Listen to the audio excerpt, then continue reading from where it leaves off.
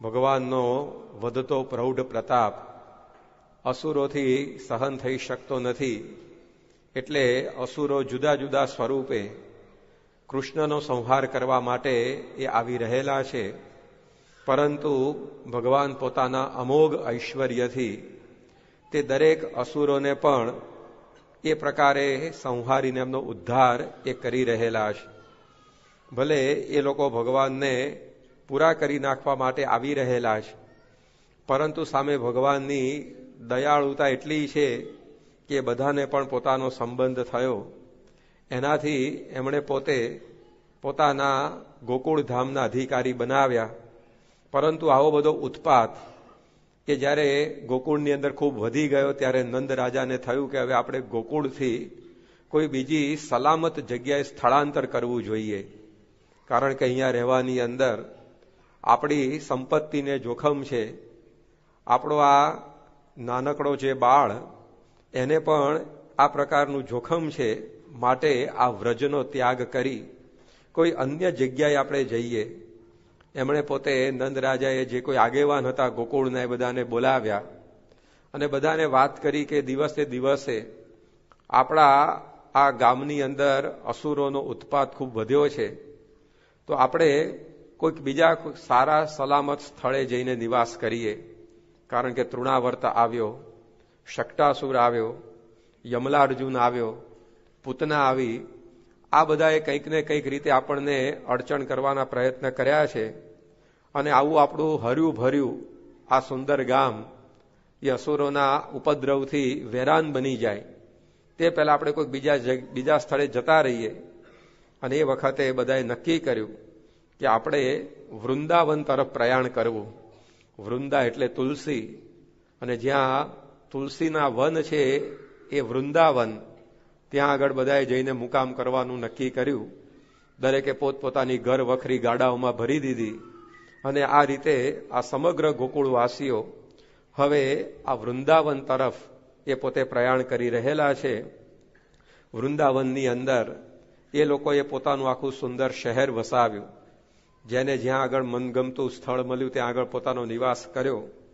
અને ત્યાં આગળ હવે કૃષ્ણ પોતે પોતાના સખાઓની સાથે જે લીલાઓ કરી રહ્યા છે એનું વર્ણન કરતા વેદવ્યાસ લખે છે, ક્વચિદ વાદયતો વેણુમ ક્ષેપણૈ ક્ષિપત ક્વચિત ક્વચિત પાદૈ કિંકણીભિઃ ક્વચિત કૃત્રિમ ગોવૃષૈ. કે કૃષ્ણ ભગવાન ક્યારેક વેણું વગાડી અને પોતાના સખાઓને સુખ આપે છે, તો ક્યારેક ક્ષેપણૈ ક્ષિપત ક્વચિત, ક્યારેક ગિલોલથી પથ્થર ફેંકીને એ રમત રમી પોતાના સખાઓને સુખ આપી રહેલા છે. ક્યારેક પોતાના પગની અંદર બાંધેલા ઝાંઝરની તાન છેડી નૃત્ય કરી પોતાના સખાઓને આનંદ પમાડે છે. તો ક્યારેક એ લોકો કૃત્રિમ ગોવૃષૈ, એ બાળકોમાં કોઈ ગાય બને, કોઈ બળદ બને, કોઈ જુદી જુદી પ્રકારના પશુ બની અને પ્રકારે બાળકો બધા વિનોદ કરી રહેલા છે. તો આ એમનો નિત્યક્રમ વૃંદાવનની અંદર હતો. રોજ સવારે ગાયો ચરાવવા જવું અને ત્યાં આગળ આવી જુદી જુદી પ્રકારની બાળ રમતો રમવી. એકવાર જ્યારે આ બધા બાળકો ભેગા થઈને રમત રમતા હતા, ત્યારે એક દૈત્ય વાછરડાનું સ્વરૂપ ધારણ કરી અને કૃષ્ણની જે ગાયો હતી એની અંદર ઘૂસે છે. એણે પોતે આ રીતે વાછડાનું સ્વરૂપ ધારણ કર્યું, એટલે એનું નામ એ વત્સાસુર તરીકે અહીંયા લખાયું. વત્સ એટલે વાછડો, અને આ અસુર પોતે વત્સ બનીને વાછડો બની અને એ પ્રકારે ગાયોના ધણની અંદર ઘૂસ્યો. કૃષ્ણ પોતે એને પારખી ગયા. એમણે આંખના ઈશારાથી બલરામને કહ્યું કે આ એક અસુર આપણી ગાયોના ધણની અંદર પ્રવેશ્યો છે. પરંતુ ભગવાન પોતે જાણે અજાણ્યા છે, એમને આ કંઈ ખબર જ નથી એવું સમજી એવું બીજાને બતાવતા પેલા અસુર બનેલા વાછડા પાસે એ ધીરે ધીરે પહોંચી ગયા અને એના પૂંછડા અને પાછળના બે પગને પકડી કૃષ્ણએ એ વત્સાસુરને ઊંચો કર્યો, ગોળ ગોળ ફેરવ્યો અને પછી હવાની અંદર ફંગોળ્યો. અને એ પોતે વત્સાસુર ભગવાનના આવા પ્રકારના પ્રહારથી હતપ્રભ થયો અને જ્યાં પટકાયો ત્યાંને ત્યાં જે પોતે મરણને શરણ થયો. તો આ રીતે વત્સાસુર એ પણ આ વૃંદાવનની અંદર ભગવાનનો સંહાર કરવા આવ્યો, પરંતુ ભગવાન આગળ એનું કપટ ચાલ્યું નહીં. વત્સાસુરની આ લીલા એ આપણને સમજાવે છે કે પોતે ગાયોના સ્વરૂપને ધારણ કરી, એ વાછરડાઓ ગાયો બધી જતી હતી તો એમના જેવું રૂપ ધારણ કરીને અંદર ઘૂસ્યો અને આ રીતે ભગવાન અને ભક્તોને હેરાન કરવા આવ્યો. એમ ઘણીવાર કુસંગ છે એ સત્સંગનું રૂપ ધારણ કરી અને આપણને આ ભગવાનના માર્ગેથી પાડવા માટે આવતો હોય છે. ગાયો ભેગો ગાયોની જેમ ભળી ગયો વત્સાસુર. બીજાને તો ખબર પણ ન પડી કે આ કોણ છે, પરંતુ ભગવાન એને પારખી ગયા. એમ કુસંગ ઘણીવાર સત્સંગનું રૂપ ધારણ કરીને આવે. સત્સંગમાં કુસંગ ગુણાતીતાનંદ સ્વામીએ કહ્યું. એનાથી સ્વામી કે આપણે ચેતવાનું છે. જ્યારે અધર્મ ધર્મનું રૂપ ધારણ કરીને આવે ત્યારે ઓળખવો અઘરો પડે. કોઈ આતંકવાદી હોય એમ મોઢે બોકાની બાંધીને હાથમાં રાઇફલ લઈને આવે તો તરત ખબર પડી જાય કે ભાઈ આનાથી ચેતવા જેવું છે. પરંતુ સૂટ બૂટ પહેરીને આવે અંદર રિવોલ્વર છુપાવીને તો ખબર ના પડે કે આ કોકને ઠાર કરવા આવ્યો છે. તો એવી રીતે કુસંગ છે એ સત્સંગની અંદર જ્યારે સત્સંગનું રૂપ ધારણ કરીને આવે ત્યારે ઓળખવો અઘરો પડે. દારૂ પીનારા હોય, જુગાર રમનારા હોય, વ્યભિચાર કરનારા હોય, એલફેલ વર્તનારા હોય તો તરત ખબર પડી જાય કે ભાઈ આ કુસંગી છે, એનાથી છેટા રહેવું આપણે. પરંતુ ગુણાતીતાનંદ સ્વામીએ કહ્યું કે 3 પ્રકારનો કુસંગ છે. બહારનો કુસંગ તો આ રીતે ઓળખાઈ જાય આપણને, પણ સત્સંગમાં પણ કુસંગ. તે સત્સંગમાં કુસંગ કેવી રીતે હોઈ શકે? પાણીમાં આગ કોઈ દિવસ હોય? આગ હોય પણ પાણી પડે તો આગ હોલવાઈ જવી જોઈએ. પાણીમાં આગ કેવી રીતે હોઈ શકે? દિવસ અને રાત કોઈ દિવસ ભેગા ન બની શકે. એમ સત્સંગ અને કુસંગ બે વિરોધી છે, બે ભેગા થાય કેવી રીતે? પણ ગુણાતીતાનંદ સ્વામીએ સમજાવ્યું કે આ સત્સંગની અંદર મોળી વાત કરવી, અભાવ અવગુણની વાત કરવી, ટીકા નિંદાની વાત કરવી એ સત્સંગનો કુસંગ છે. એનાથી આપણે એ ચેતવાનું છે. એ આપણને વિઘ્ન કરતું હોય છે. બહારનો કુસંગ તો તરત ઓળખાઈ જાય એટલે આપણે દૂર રહી શકીએ, પરંતુ ભક્ત બનીને આ પ્રકારે ઘણીવાર કુસંગ આવે. જેમ ભગવાન સ્વામિનારાયણના સમયની અંદર કારિયાણી ગામના વસતા ખાચર દરબાર હતા, ગામના મુખી હતા અને પોતાના કામકાજમાંથી સમય કાઢી અને ભગવાન સ્વામિનારાયણનો લાભ લેવા ગઢડા આવ્યા હતા. અને મહારાજે એમને જોયા, ખૂબ રાજી થયા. શ્રીજી મહારાજને વસતા ખાચરે કહ્યું કે 1 અઠવાડિયાનો સમય લઈને આપનો સત્સંગ કરવા આવ્યો છું. કે બહુ સારું, તમારો ઉતારો અહીંયા દાદા ખાચરના દરબારની અંદર રાખજો અને આ કથા વાર્તાનો બધો લાભ લેતા રહેજો. શ્રીજી મહારાજે આ વાત કરી, પરંતુ કથા પૂરી થઈ તે વખતે જીવા ખાચર જે ગઢડાના એ આ વસતા ખાચરને ભેગા થઈ ગયા અને જીવા ખાચરે વસતા ખાચરને કહ્યું કે તમે અહીંયા આવ્યા છો તો ચાલો અમારી ડેલીએ ઉતારો કરવા. ત્યારે વસતા ખાચરે કહ્યું કે ના, મન તો મહારાજ અહીંયા રહેવાનું કહ્યું છે. જીવા ખાચર કે આ દાદા ખાચરનું ઘર તો રેલવે પ્લેટફોર્મ જેવું, કેટલાય આવે ને કેટલાય જાય, અહીંયા તમારી કાંઈ સગવડ નહીં સચવાય. એના કરતાં તમે મારા ત્યાં ઉતારો કરવા આવો, સવાર કથા શરૂ થાય પહેલા તો આપણે પહોંચી જઈશું, તમારો લાભ કંઈ જશે નહીં. અને આ રીતે વસતા ખાચરને પોતાની ડેલીએ જીવા ખાચર લઈ ગયા. જીવા ખાચર અને એમનો સાગરીત હતો બુઢો ધાદલ, બેયને ભગવાન સ્વામિનારાયણનો ચોટલી સુધીનો અવગુણ. અને એ 2 જણાએ વસતા ખાચર પોતે રાત્રે ત્યાં ઉતારે આવ્યા તો સત્સંગના અભાવની, અવગુણની એટલી બધી વાતો કરી કે બીજે દિવસે સવારે વસતા ખાચર એ દાદા ખાચરના દરબારમાં કથા સાંભળવા પણ ગયા નહીં.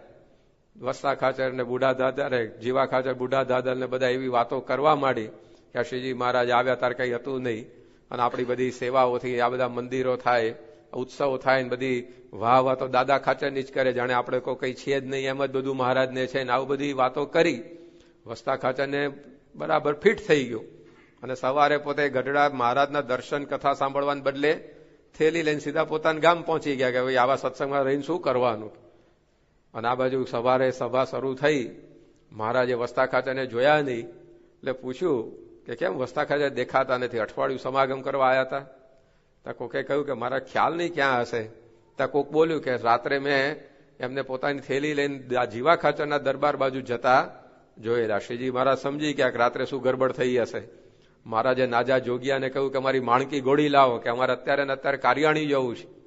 મુક્તાન સાંઈ કે મહારાજ હજી તો કથા શરૂ થઈ નથી, હજી આપને ઉકાળા પાણી બાકી છે, કારિયાણી ક્યાં દૂર છે ગઢડાથી, થોડીક વાર કથાનો લાભ આપીને પછી નીકળો, હમણાં પહોંચી જવાશે. મારે કે ના, અમારે અહીંયા ને અત્યારે જ જવું છે. કારણ કે મહારાજ સમજી ગયા હતા કે આઈસીયુ નો કેસ છે, જો જલ્દી હેન્ડલ નહીં કરવામાં આવે તો ઉકલી જશે પછી. અને મહારાજ ત્યાં પહોંચ્યા.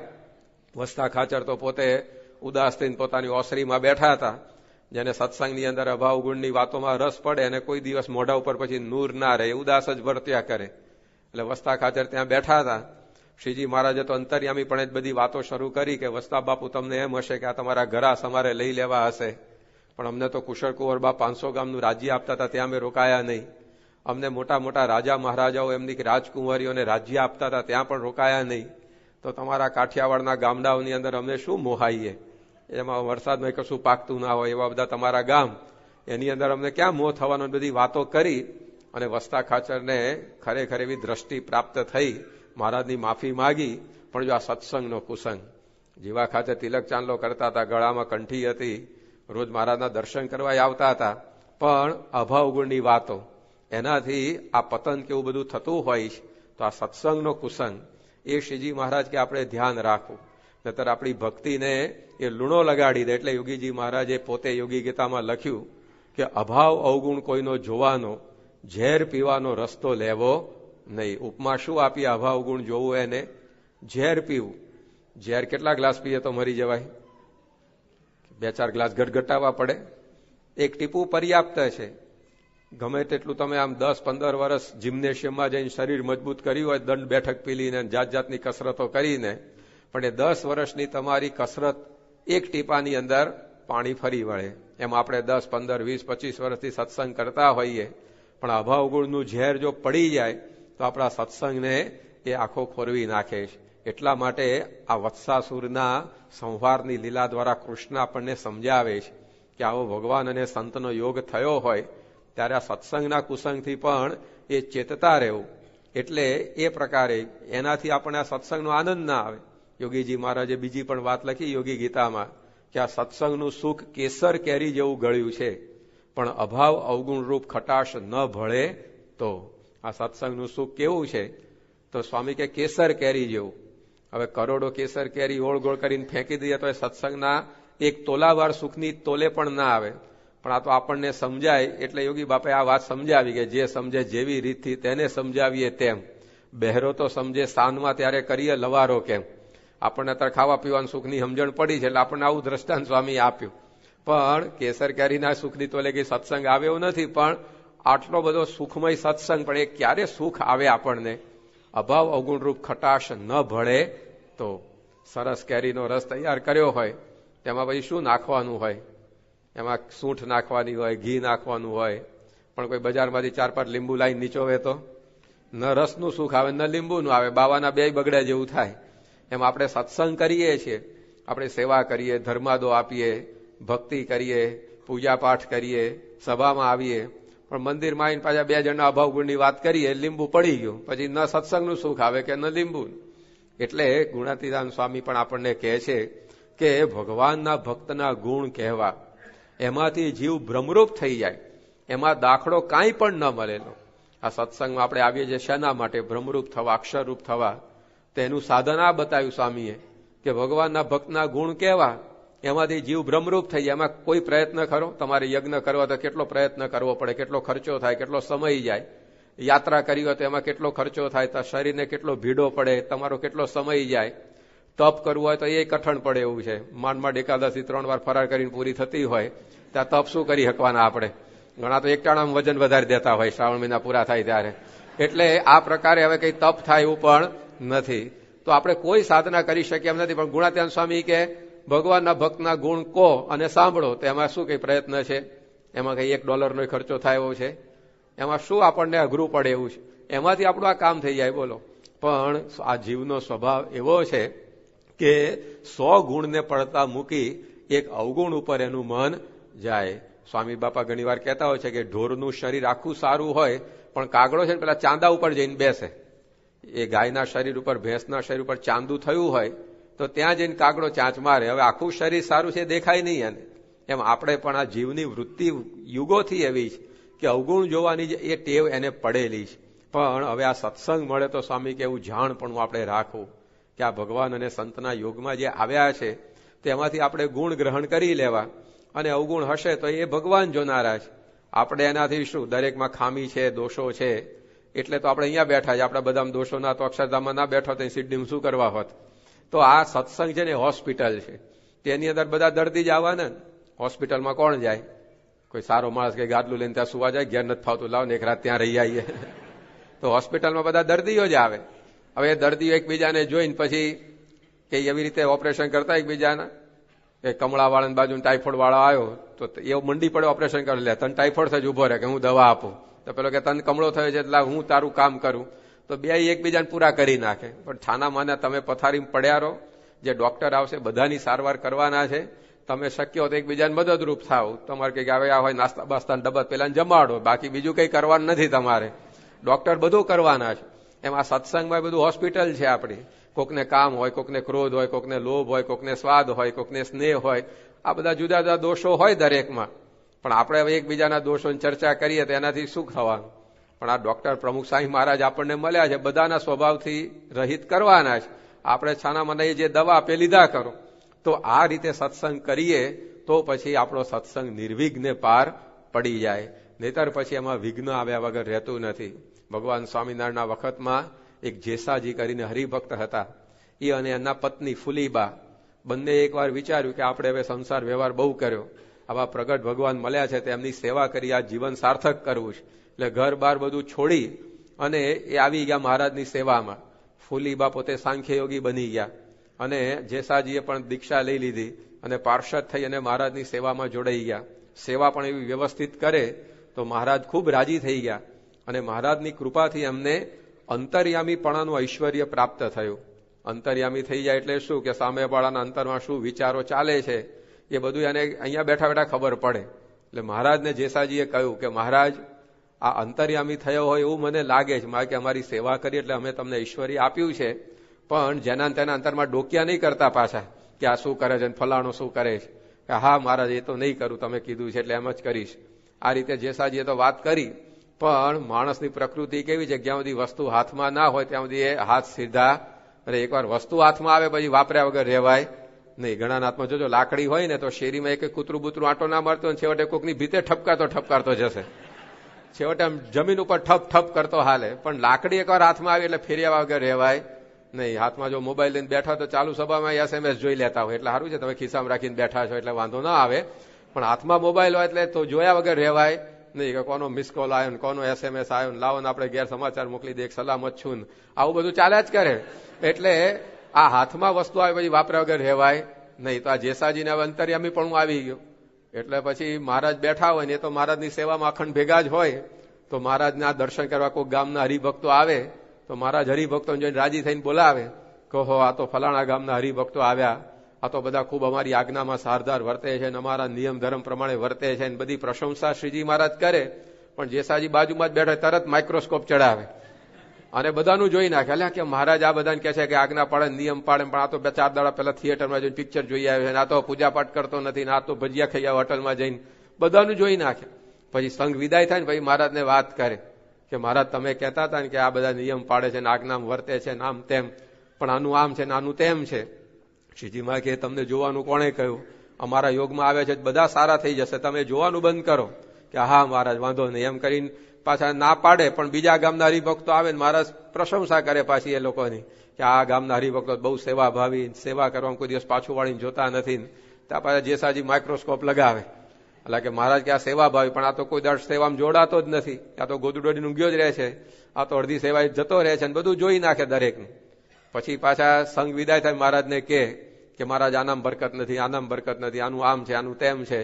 શ્રીજી માગે તમે બધું જોવાનું બંધ રાખો, પણ પડી ટેવ તે તો ટળે કેમ ટાળી. એકવાર જે ટેવ પડી એ જવી બહુ અઘરી છે. કૂતરાની પૂંછડી 7 દાડા સુધી જમીનમાં દાટેલી રાખો પથ્થર લટકાઈને, પણ જેવી બહાર કાઢો ને તરત પાછો સાતડો થઈ જાય, ગૂંચડું વળી જ જાય. એટલે માણસનું મન પણ આ કૂતરાની પૂંછડી જેવું છે, જે ટેવ પડી તે પડી. તો આ જેસાજીને તો પછી આ બધું જોવાની ટેવ પડી ગઈ. એમ કરતા કરતા પછી તો શ્રીજી મહારાજનો અવગુણ આવ્યો કે મહારાજમાં કઈ બરકત નથી, કે અમથે અમથા બધાને વખાણ કર્યા કરે છે, ખોટી ખોટી પ્રશંસા કરે છે. હવે ભગવાનને સંતની દ્રષ્ટિ તો કેવી હોય કે આપણે એક અલ્પ સેવા કરી હોય, રજ જેટલું કર્યું હોય તો પર્વત જેટલું એ માનતા હોય. દુનિયાનું તંત્ર ઊંધું છે. દુનિયા માટે તમે ગમે તેટલું કરો તો લોકો શું કહીને ઉભા રહે કે આમાં હું ધાડ મારી, આટલી ફરજ હતી એટલું કરવું જ પડે ને કે લ્યો. ત્યાં કોઈ જમા લેતું નથી કે આણે 25 વર્ષ થયા, 50 વર્ષ થયા, બહુ આપણું ભરણ પોષણ કર્યું, લાવો એમનો સન્માન સમારંભ કરીએ. કોઈ દાડે એવું થાય ઘરની અંદર હાર તો નાન તેન બધું. પણ ભગવાનને સંત એવા દયાળુ છે કે આપણે અલ્પ સેવા કરીએ તો એને મોટી માનીને આપણી સામે જોતા હોય, તો એ બધું આ જેસાજીને ક્યાંથી સમજાય? એટલે મહારાજનો અવગુણ આવે ને પછી ઘર ભેગા થઈ ગયા. તો જો અવગુણ જોવાની ટેવમાંથી આ બધું પતન થતું હોય છે. એટલે શ્રીજી મહારાજ પણ આપણને સમજાય કે આ સત્સંગનો કુસંગ, એનાથી ચેતવું.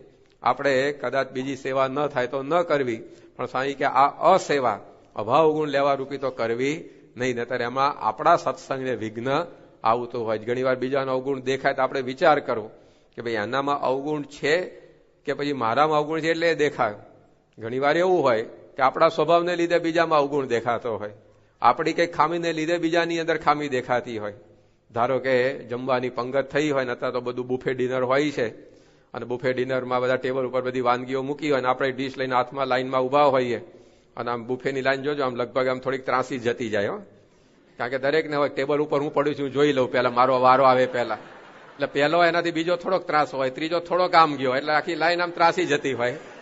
એમાં આપણો નંબર 5મો હોય અને આપણે આમ ટેબલ ઉપર જોઈ લીધું કે હા બટાટા વડા પડ્યા છે કે, અને એ આપણને ભાવે છે, અને કે 10 બટાટા વડા છાપડામાં પડ્યા છે, અને મારી આગળ 4 જણા છે, દરેક બબે લે તો આપણા ભાગમાં 2 તો આવશે જ. આવી ગણતરી કરીને આપણે આમ ઉભા હોઈએ, અને ખરેખર આ પહેલો માણસ 2 લઈને જાય, બીજો છે 2 લઈને જાય, ત્રીજો પણ 2 લઈને જાય. આપણને લાગે કે ગણતરી પ્રમાણે કામ ચાલે જ, વાંધો નહીં આવે. પણ એમાં આપણી આગળ વાળો એવો લોંઠકો નીકળે 4 બટાટા વડા ઉપાડીને જતો રહે, તો તરત મનમાં શું વિચાર આવે કે મારો આ ખાઉધરો લાગે છે, કે આ ખાવા જ અહીંયા આવે છે, કે આમ છે ને તેમ, કેટલા બધા મનમાં વિચારો આવી જાય. પણ એ માણસ 4 બટાટા વડા રહેવા દે અને 2 ભાખરી લઈને જાય તો કે માણસ સમજુ જ પાછળ વાળા વિચાર કરે છે કે, તો એ માણસ ખાઉધરો થઈ ગયો. એનું કારણ શું? એ આપણો સ્વાદ, આપણને બટાટાડા ભાવે છે એટલે એ આપણા ગયા એટલે આપણને એનો અવગુણ આવ્યો, અને એ જો બટાટાડા ન ઉપાડે તો એ સમજુ લો પાછો. તો ઘણીવાર આપણી ખામીને લીધે બીજાના અવગુણ આપણને આવતા, એટલે તપાસ કરવી પડે કે ભાઈ મને બીજામાં ખામી દેખાય છે, પણ એમાં મારું તો કંઈક સ્વભાવ કારણભૂત નથી ને. ગ્રેહામ ગ્રીન નામના એક ફિલોસોફરે લખ્યું છે કે મેં 50 વર્ષ સુધી દુનિયાને સ્વચ્છ કરવાનો પ્રયત્ન કર્યો, પણ 50મા વર્ષે ખબર પડી કે ધૂળ તો મારા ચશ્મા ઉપર જ હતી. 50 વર્ષ સુધી દુનિયા બગડી ગઈ એવું લાગતું હતું, પણ ચશ્મા સાફ કર્યા ને તથા બધા હારા જ છે કે. તેમ ઘણીવાર આપણા ચશ્મા બગડેલા હોય, એ આપણી દ્રષ્ટિ બગડેલી હોય, એટલે ઘરમાં બધા બગડેલા દેખાય, સત્સંગમાં બધું બગડેલું દેખાય, પણ આપણી દ્રષ્ટિ સુધારી લઈએ તો પછી એ બધું સારું જ છે. તો આ વત્સાસુર સંહાર લીલા દ્વારા આપણને કૃષ્ણ ભગવાન એ સમજાવે છે કે આપણે દરેકની અંદર આ રીતે ગુણ જોવાનો પ્રયત્ન કરવો, દરેકની અંદર સારું છે જોવાનો પ્રયત્ન કરવો, તો આપણા અંતરમાં પણ શાંતિ વર્તે. સેમ્યુઅલ બટલર નામના એક અંગ્રેજ ચિંતકે લખ્યું છે કે looking on the best side of everything is worth more than 10,000 pounds a year. કે તમે દરેકમાં જો સારું જોવાની ટેવ રાખો તો વર્ષે 10,000 પાઉન્ડ જેટલો તમને લાભ થાય એવું છે. 1 પાઉન્ડના કેટલા રૂપિયા ભાવ ચાલે છે અત્યારે? 80, 90, 100 પહોંચી ગયો, બહુ સુખ્યા. તો આ રીતે હવે 1 પાઉન્ડના 100 રૂપિયા તો 10,000 પાઉન્ડના કેટલા થયા? તો 10 લાખ રૂપિયા વર્ષે તમને મળે એટલો લાભ એ દરેકમાં તમે સારું જોવાની વૃત્તિ રાખો એમાંથી પ્રાપ્ત થાય એવો છે. વર્ષે 10 લાખ રૂપિયા મળે કેટલું કામ થાય? તો એટલું કામ એ આ ગુણ જોવાની અંદર થાય એવું છે. આ તો આ દુનિયાના માણસો વાત કરે છે કે આધ્યાત્મિક વાત નથી. તો આપણા જીવનની અંદર હંમેશા આવી એક દ્રષ્ટિ એ આપણે રાખવી. યોગીજી મહારાજ, પ્રમુખ સ્વામી મહારાજના જીવનમાં આપણે જોઈએ કોઈ દિવસ એમણે કોઈના અવગુણ જોયા નથી, અવગુણની વાત બીજાને કરી પણ નથી. એ તો બધાના જાણે છે અવગુણ, એ તો દરેકનું જાણે છે. તનકી જાણે, મનકી જાણે, જાણે ચિતકી ચોરી. ઘણીવાર તો આપણે સામેથી આપણી ભૂલો એમની આગળ કબૂલ કરતા હોઈએ, તો કોઈના સ્વામીના મુખે કોઈની અવગુણની નિંદાની વાત આપણે ક્યારે સાંભળી? તો એમને તો જોવાનો અધિકાર છે, તોય એ પોતે જોતા નથી. તો આપણે તો કેવી રીતે આ દ્રષ્ટિ રાખી શકીએ? એકવાર યોગીજી મહારાજ અટલાદરાની અંદર પધાર્યા હતા. હિંડોળાના દિવસો ચાલતા હતા. ચાંદીના પારણામાં ઠાકોરજી પધરાવ્યા હતા. સ્વામી પધાર્યા, દર્શન એટલે એક સંતે દોરી આપી, બાપા હિંડોળો ઝુલાવો. તો ચાંદીના પારણામાં ઘણીવાર આપણે જોયું હશે કે જુદી જુદી માણસની ને પશુ પંખીઓની આકૃતિઓ પણ મૂકી હોય. એ તમે દોરી હલાવો એટલે બધા મોર ને પોપટ ને બધું હલવા માંડે, પેલા પૂતળાઓ હોય બધા મંજીરા બંજીરા જે કંઈ હોય બધું હાથમાં વગાડવા માંડે. આવી બધી પેલી કી ફિટ કરી હોય. તો સ્વામીએ જેવી દોરી હાથમાં લઈને હિંડોળો ચલાવ્યો તો બધા પૂતળા હલવા લાગ્યા, પણ એક પૂતળું હતું એના હાથમાં મંજીરા હતા, એ કંઈક બગડી ગઈ હશે પેલી કી, એટલે એમનું એમ ઉભું હતું, આમ હાથ રાખી. બીજા બધા મંજીરા ના અંતે બધા વગાડવા માંડે. પેલું પૂતળું બગડી ગયું એટલે એના હાથ આમના આમ રહ્યા. તો કોક સંતે યોગી બાપાને કીધું, જો બાપા બગડી ગયું છે, કે આ બગડી ગયું છે પૂતળું. તાર યોગી બાપા શું કે બગડી ગયું છે એમ ન કહેવાય, કે એ મોટા સાધુની મર્યાદા રાખે છે એમ કેવું. કે મોટા સંત આવે તેની આગળ કે મંજીરા ન વગાડે, હાથ જોડીને ઉભા રહેવાનું હોય, તે આપણી મર્યાદા રાખે છે. કે તો હવે સાવ બગડેલી જ વાત હતી, પણ એમાંથી એક એવો ગુણ શોધ્યો. તો આ યોગીજી મહારાજની દ્રષ્ટિ હતી. એકવાર સ્વામી ટ્રેનમાં બેસીને આવતા હતા બોટાદ બાજુ, તો સ્વામીની સામે યોગી બાપાની સામે જ બધા 4-5 છોકરાઓ બેઠા હશે અને બધા પત્તા રમતા હતા. અને યોગીજી મહારાજ તો મુસાફરીમાં હંમેશા કથા કીર્તન ભજન બોલ્યા કરે. એટલે યોગી બાપાએ જેવી ટ્રેન શરૂ થઈ કીર્તન ઉપાડ્યું. તો પેલા છોકરાઓએ કહ્યું કે સાધુરામ, કે તમારે રાગડા તાણવાનું બંધ કરો, કે અમને ડિસ્ટર્બ થાય છે. એટલે તું અમે ડિસ્ટર્બન્સમાં જ પડેલો છે, તને હું ડિસ્ટર્બ થવાનું, કે અમને પત્તા રમવામાં ડિસ્ટર્બ થાય, તમે ભજન બંધ રાખો. કે તો યોગીજી મહારાજ તરત બોલવાનું બંધ કરી દીધું, હાથમાં માળા લઈને ફેરવા બેસી ગયા. એમને ધ્યેય સ્પષ્ટ હતું કે ભાઈ મારે ભજન કરવું છે. તો હું કઈ કીર્તન ગાવતો જ ભજન થાય એવું ઓછું છે? હું હાથમાં માળા લઈને મનમાં સ્મરણ કરું તો ભજન તો થાય જ છે ને. તો એમને ધ્યેય સ્પષ્ટ હતું, તો ખોટા ઝઘડા ઝઘડીમાં ઉતર્યા સિવાય સીધી સ્વામીએ માળા લઈને ચાલુ કરી દીધી. આપણે તો ઘણી વાર ભજન કરવા બેઠા હોય તો ભજન કરવું એવું ધ્યેય સ્પષ્ટ ના હોય તો ભજન કરતા ઝઘડીને ઉભો થાય. પાછો સેવા કરતો હોય પણ સેવામાં સેવા જ કરવી છે, સ્વામીને રાજી કરે એવું ધ્યેય ના હોય તો સેવા કરવાની અંદર ઝઘડો કરીને ઉભો કરે. સામેથી વાળતો હોય કોઈ કે ભાઈ આમ નહીં આમ વાળ, લા તું વાળ, કે જાય એમ કરીને ઉપડી જ જાય પેલો. તો સેવા કરે છે પણ ખબર નથી કે ભાઈ સેવા જ કરવી છે મારે. સેવામાં પણ પાછું અહમનું ઠૂઠું લઈને ફરતો હોય માણસ. તો યોગીજી માથે પેલા એ કીધું કે ભાઈ ભજન બંધ કરો, અમને ડિસ્ટર્બ થાય. સ્વામી તરત માળા ચાલુ કરી દીધી. આપણે ઝઘડો ચાલુ કરીએ, તાર બાપની ટ્રેન છે, ના શેનો પાડે, ટિકિટ અમે લીધી છે, અને ડબલ વોલ્યુમ કર્યો આપણે તો પાછા. તો આવું કાંઈ નહીં. યોગી બાપા માળા લઈને બેસી ગયા અને પેલા છોકરાઓ પત્તા રમવામાં એટલા બધા મશગુલ થઈ ગયા, તેમને જ્યાં ઉતરવાનું તે સ્ટેશન જ ભૂલી ગયા ઉતરવાનું, અને બોટાદ પહોંચી ગયા. તો ત્યાં વળી ટીસી ભટકાયો અને લાવ કે ટિકિટ જોઈ તો વધારે મુસાફરી ટિકિટ વગર કરીને આગળ આવી ગયા હતા. એટલે દંડ કર્યો છોકરાઓને. અને વળી પાછું અડધી રાત્રે ટ્રેનમાંથી ઉતારી દીધા બોટાદ સ્ટેશન. એટલે ત્યાંથી પાછા રાણપુર જવાનું, બીજી ટ્રેન ક્યારે મળે, આખી રાત ઠંડીમાં ઠૂઠવાયા. આ પ્રસંગ બન્યો એટલે કોકે યોગી બાપાને કહ્યું કે જો સ્વામી તમારો દ્રોહ કર્યો તો આ દશા થઈ, દંડ ભરવો પડ્યો, અડધી રાત્રે આ ઠંડીમાં ઠૂંઠવાવું પડ્યું, આના બધી ઉપાધિ એ છોકરાઓને આવી. ત્યારે યોગી બાપા શું બોલ્યા? સ્વામી કે આપણે એવું ન કહેવું, આપણે એ છોકરાઓનો ગુણ લેવો કે એ લોકો પત્તા રમવામાં એટલા મશગુલ થઈ ગયા કે પોતાનું સ્ટેશન ભૂલી ગયા. એમ આપણે ભગવાન ભજવામાં એટલા મશગુલ થઈ જવું કે માયારૂપી સ્ટેશન ભૂલાઈ જાય. કે તો જો આ સાવ વંઠેલ માણસો હતા જુગારી, એમાંથી ગુણ શોધ્યો. કચરા પેટીમાંથી હીરો કાઢ્યો યોગી બાપાએ, અને આપણે હીરાની ડાબલીમાંથી ધૂળ કાઢીએ કે આ ધૂળ ચોટી કેમ ડબ્બી ઉપર, કે એટલે ભાઈ હીરો જો ને તું ધૂળ શું કરવા જોવે છે. તો આ પ્રકારનું વર્તન એ આપણું છે. તો આ યોગીજી મહારાજ આપણને સમજાવી ગયા કે આ સત્સંગની અંદર હંમેશા ગુણ ગ્રાહક થવું. આપણે જુદા જુદા ગ્રાહક હોઈએ છીએ, ઘણા સ્વામિનારાયણ પ્રકાશના ગ્રાહક થયા હશે, આપણે પછી બ્લિસના ગ્રાહક થયા આવીશું, છાપા મેગેઝિનના ગ્રાહક થઈએ છીએ. તેમ સ્વામી કે આપણે ગુણ ગ્રાહક થવું, કે દરેકનો મહિમા સમજવો. હા, કદાચ કોકનું વર્તન આપણને એવું લાગતું હોય સત્સંગમાં ન શોભે એવું, તો એ જવાબદાર વ્યક્તિને આપણે કહેવું. પણ જ્યાં ત્યાં પછી ગાયા કરીએ સ્વામી કે અવગુણ આવ્યો કહેવાય. અવગુણ ન લેવો એવું કહીને કઈ આમ બધી ભૂલો ચલાવી લેવાની વાત નથી. તેરી બી ચૂપ મેરી બી ચૂપ જેવું કંઈક લાગતું હોય આપણને કે ભાઈ આનું સત્સંગમાં વર્તન ન શોભે એવું છે, તો કોઈ જવાબદાર વ્યક્તિ હોય અહીંયા સંતો આવતા એને વાત કરવી.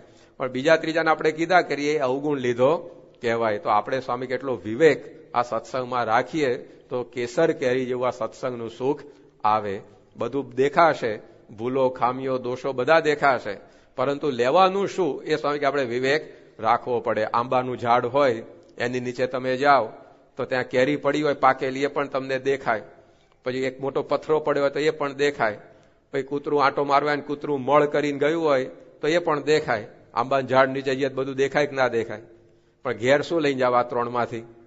કે ના, મારે તો જે દેખાય ને બધું ઉછેડવા જોઈએ. કે એટલે થેલાની અંદર કેરી નાખો, પછી પેલો પથ્થરો નાખો, અને આ લાવો કે પોચું પોચું સારું છે, કે એ લો. શું લો એમાંથી?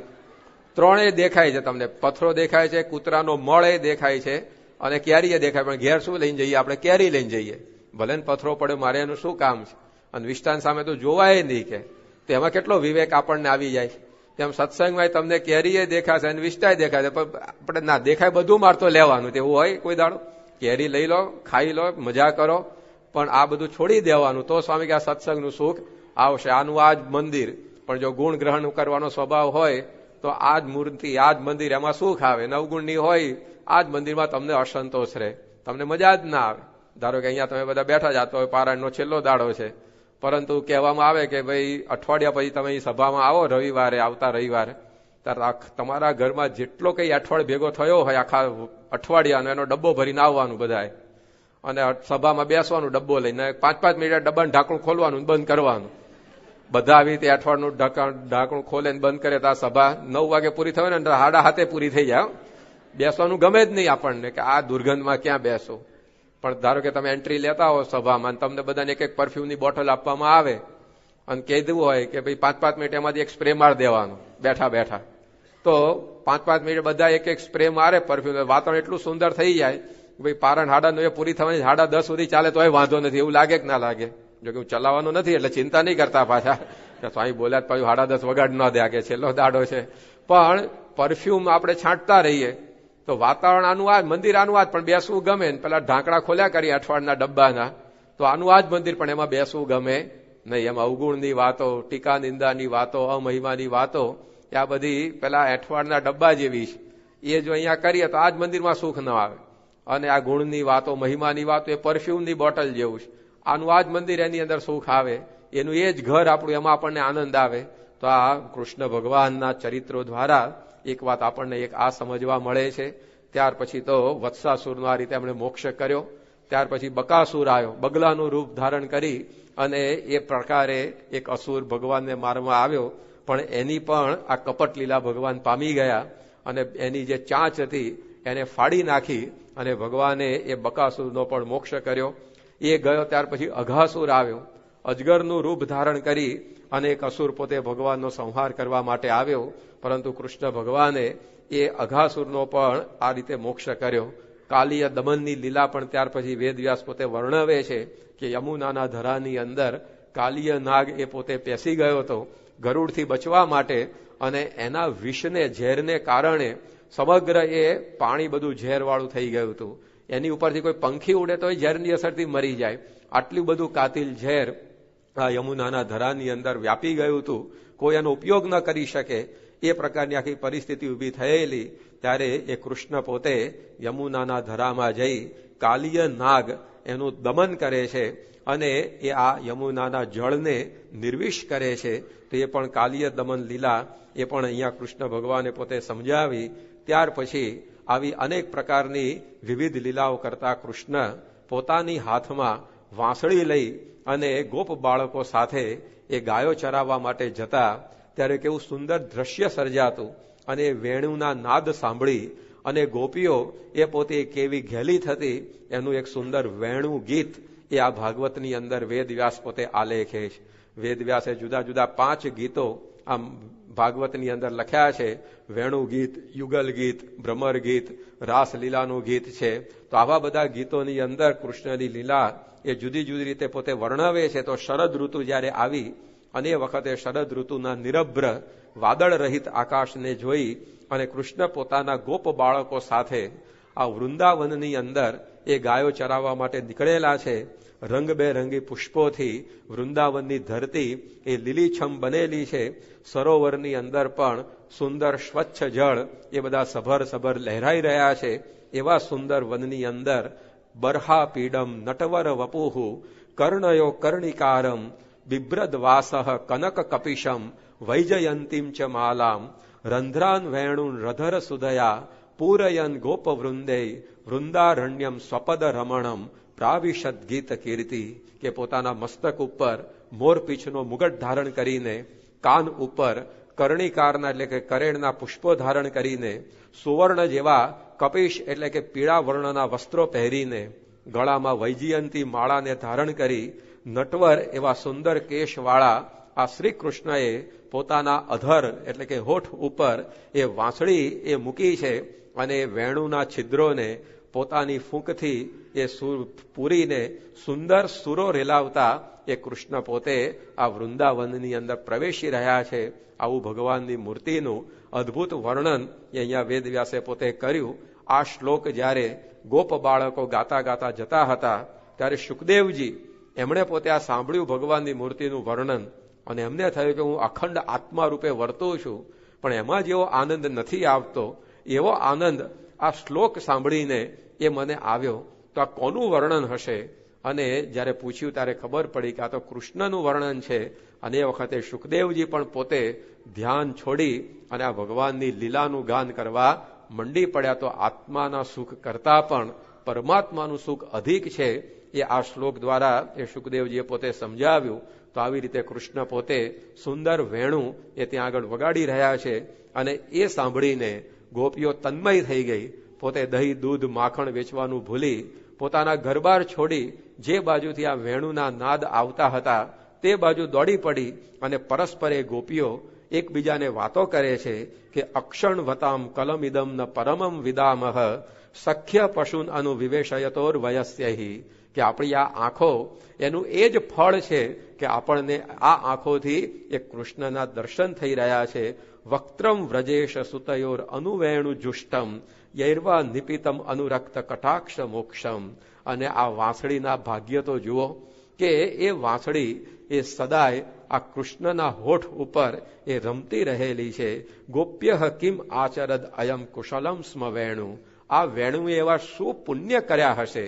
એ ગોપીઓ પરસ્પર વાતચીત કરે છે, વિચારે છે કે ભગવાન પોતાના હોઠ ઉપરથી ક્યારેય અને અળગી જ કરતા નથી.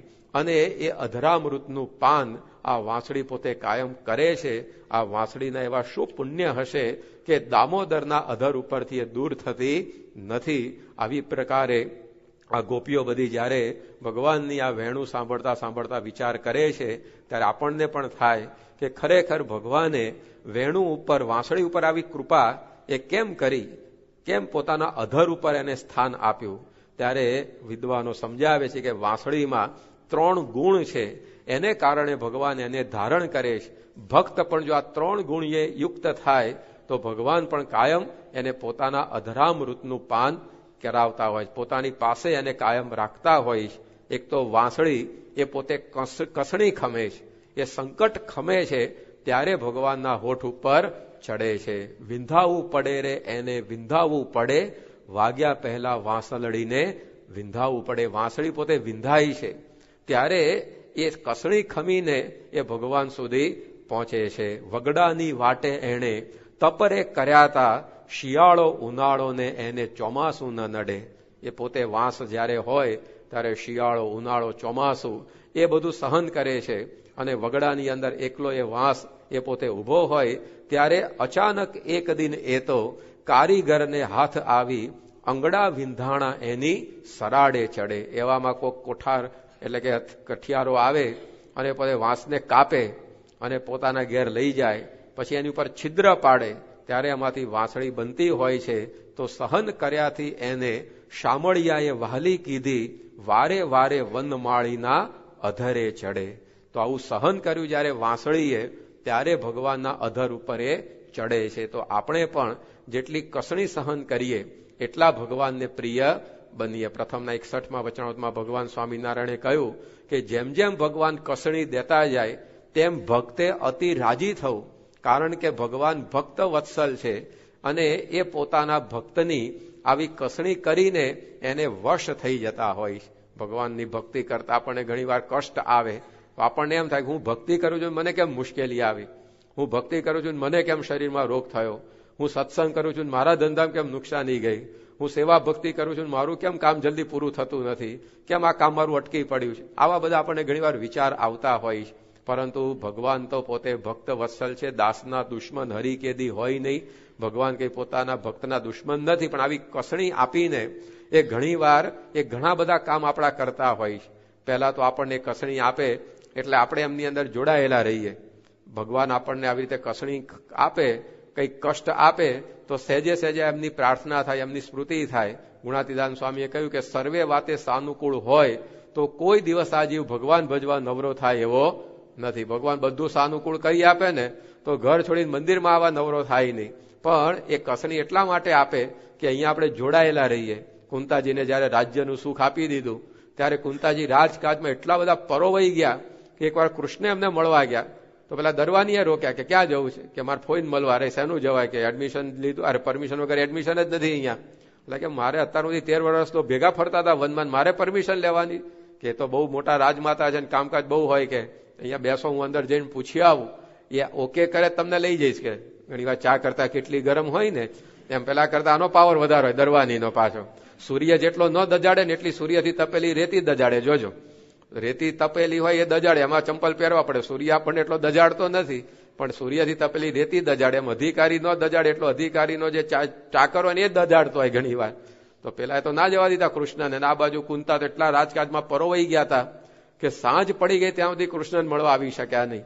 અને સાંજે જયારે કચેરી બંધ કરી, ઓફિસ બંધ કરી જેવા બહાર નીકળ્યા, કૃષ્ણને બેન્ચ ઉપર બેઠેલા જોયા. કુંતા પૂછે છે કે ભગવાન ક્યારે આયા? હું ક્યારે આવ્યો? હવારનો આવીને ચોંટ્યો છું. કે કૃષ્ણજી પગમાં પડ્યા, માફી માંગી કે અરે અરે ભગવાન, તમને મેં આખો દિવસ અહીં બેસાડી રાખ્યા. જયારે વનમાં અમે ભટકતા હતા ત્યારે તો રોજ અમે તમને 100 વાર યાદ કરતા હતા, પણ આ રાજ્યનું સુખ આપ્યું અને હું તમને ભૂલી ગઈ. અને કુંતાએ પ્રાર્થના કરી કે વિપદઃ સંતુનઃ શશ્વત તત્ર તત્ર જગદગુરો, કે હે ભગવાન, તમે મને કાયમ વિપત્તિમાં જ રાખજો, કારણ કે વિપત્તિમાં જ હું તમને યાદ કરી શકીશ. સુખમાં સાંભળે સોની, દુઃખમાં સાંભળે રામ, એવું હોય છે આ જીવનું. એટલા માટે ભગવાન ઘણીવાર આપણને કસણી આપે કે કંઈક આવું કષ્ટ આવે તો તરત પાછા અહીંયા આ બાજુ આવી જઈએ, નહીતર તો બીજી જ દિશામાં દોડ્યા જઈએ આપણે. અમેરિકાની અંદર એકવાર એવો પ્રસંગ બન્યો કે 25મા માળ ઉપર એક ભાઈની ઓફિસ હતી. બપોરે હવે નવરો પડ્યો હશે ખાઈ પીને, એને થયું કે લાવો નીચેથી બધા પસાર થાય ને થોડી ગમ્મત કરીએ. એટલે એને શું વિચાર્યું કે પોતાની પાસે ડોલરના સિક્કા હતા, તો એને થયું કે આ નીચે માણસો પસાર થાય છે ને એના માથા ઉપર ડોલરનો સિક્કો પડે ને એ રીતે આપણે સરકાવીએ.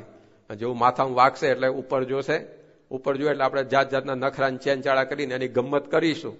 આમ વિચારીને એને એક માણસ પસાર થતો એના માથા ઉપર સિક્કો પડે ડોલરને એમ સરકાયો.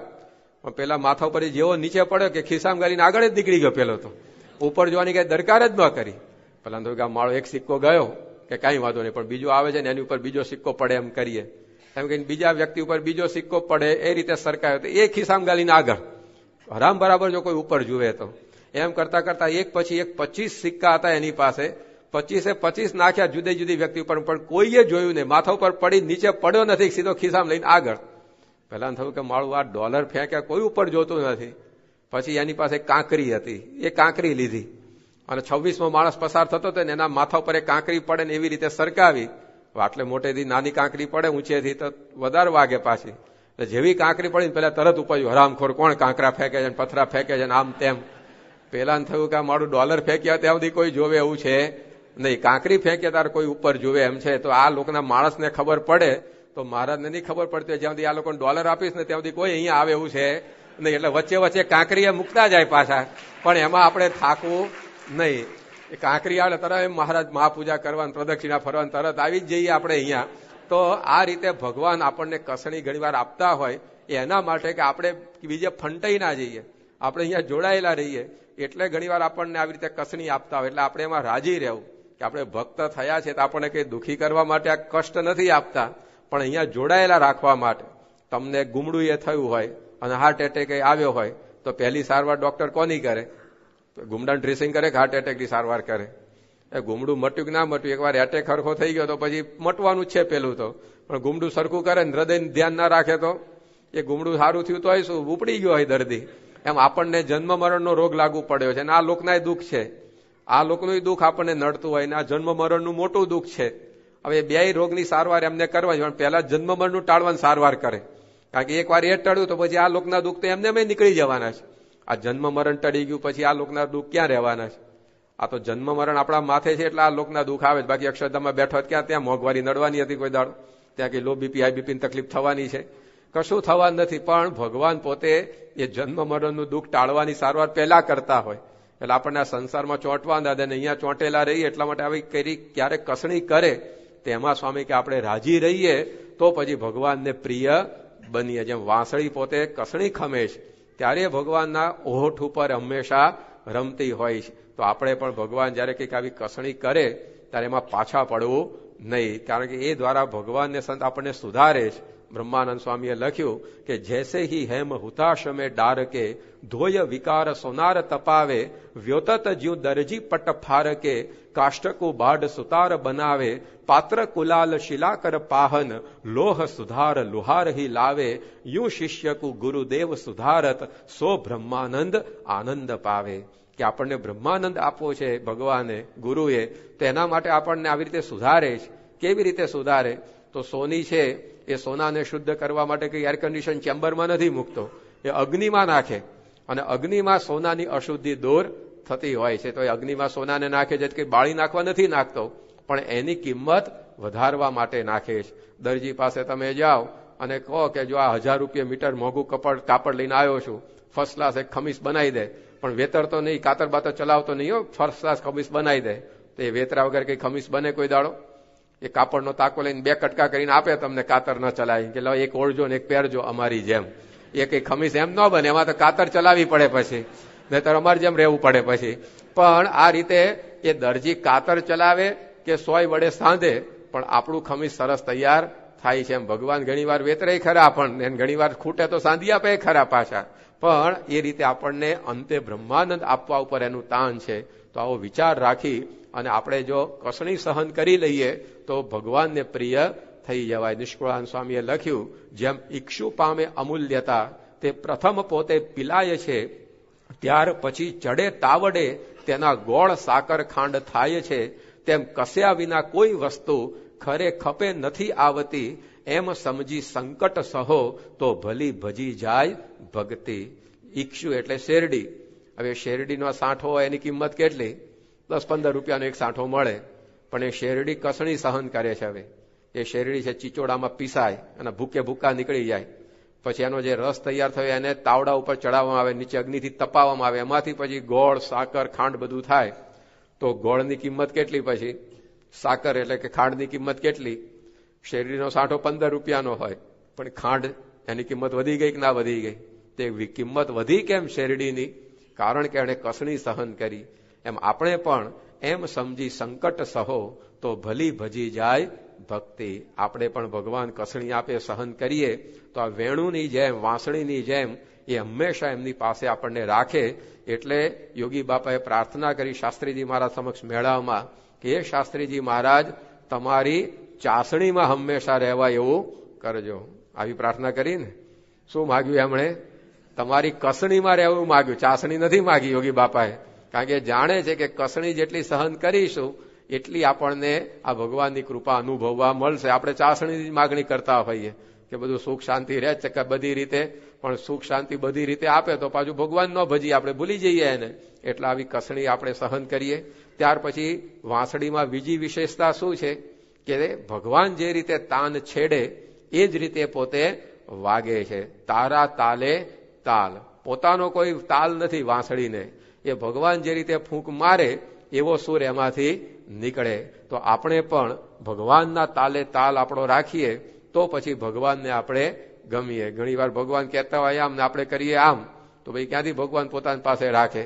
ચેલા તેરા લેકિન કયા નહીં કરુંગા, તો પછી એ કેવી રીતે પત્તો પડે?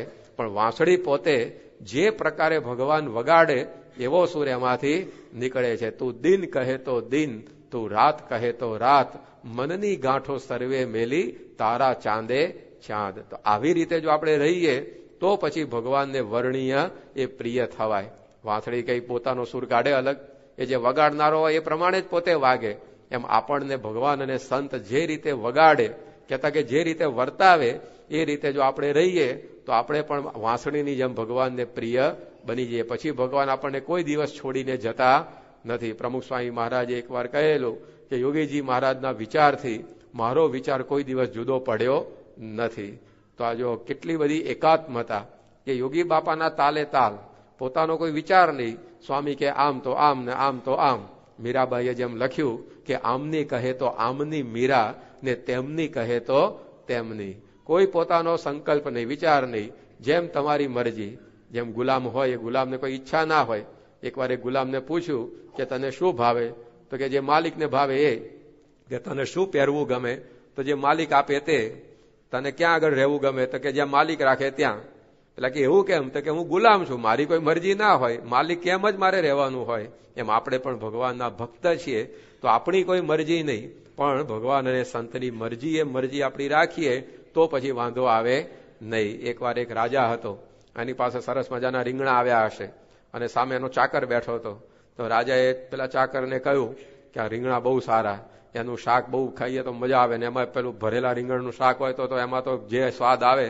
તો પેલો ચાકરે કે બરાબર શાક, રીંગણનું શાક જેવું કોઈ બીજું શાક જ નહીં, એમાં તમે જે કીધું એ પ્રમાણે ભરેલા રીંગણનું શાક ખાઈએ તો જે મજા પડી જાય. ત્યાં વળી રાજાએ વાત કરી કે રીંગણા આમ સારા ખરા, પરંતુ આમ પાછા ગરમ લાઈ જેવા, શરીરમાં ગરમી ચડાવી દે, અને એના પાછા આવા 2-4 દોષો કીધા. તો પેલો ચાકરે કે બરાબર છે સાહેબ તમારી વાત, કે રીંગણા તો આવા જ હોય, એ ગરમ લાઈ જેવા લાગે ને આપણને ગરમી કરે ને આમ તેમ. રાજા કે હમણાં તો રીંગણાના વખાણ કરતો હતો, પાછો કેમ અત્યારે ટીકા કરવા માંડ્યો? તારે પેલો ચાકર કે હું તમારો ચાકર છું, રીંગણનો ચાકર નથી. કે તમે જેમ કહો એમાં મારે ભળી જવાનું હોય, કે રીંગણો પગાર આપે છે મને, તમે પગાર આપો છો, મેં બેંગન કા ચાકર નહીં, હું આપકા ચાકર હું. એમ આપણે ભગવાન અને સંતના ચાકરી છીએ, તો આપણે એ જે પ્રમાણે વર્તાવે એની જે રૂચિ એ આપણી રૂચિ, તો પછી વાંધો આવે નહીં. તો ભગવાન હંમેશા એ પોતાની સાથે આપણને રાખે. મુક્તાનંદ સ્વામીને એકવાર મહારાજે તલવાર બતાવીને કીધું કે આ શું છે? મુક્તાનંદ સ્વામી કે તલવાર. માં કે તલવાર નથી, આ રૂમાલ છે. મુક્તાનંદ સ્વામી કે રૂમાલ. મહારાજ કે શું રૂમાલ છે? રૂમાલ આવો હોય, આ તો તલવાર છે. હા મહારાજ તલવાર. મહારાજ કે મુક્તાનંદ સ્વામી હરખું બોલો, તમે કેમ આમ ફરતું ફરતું બોલો છો?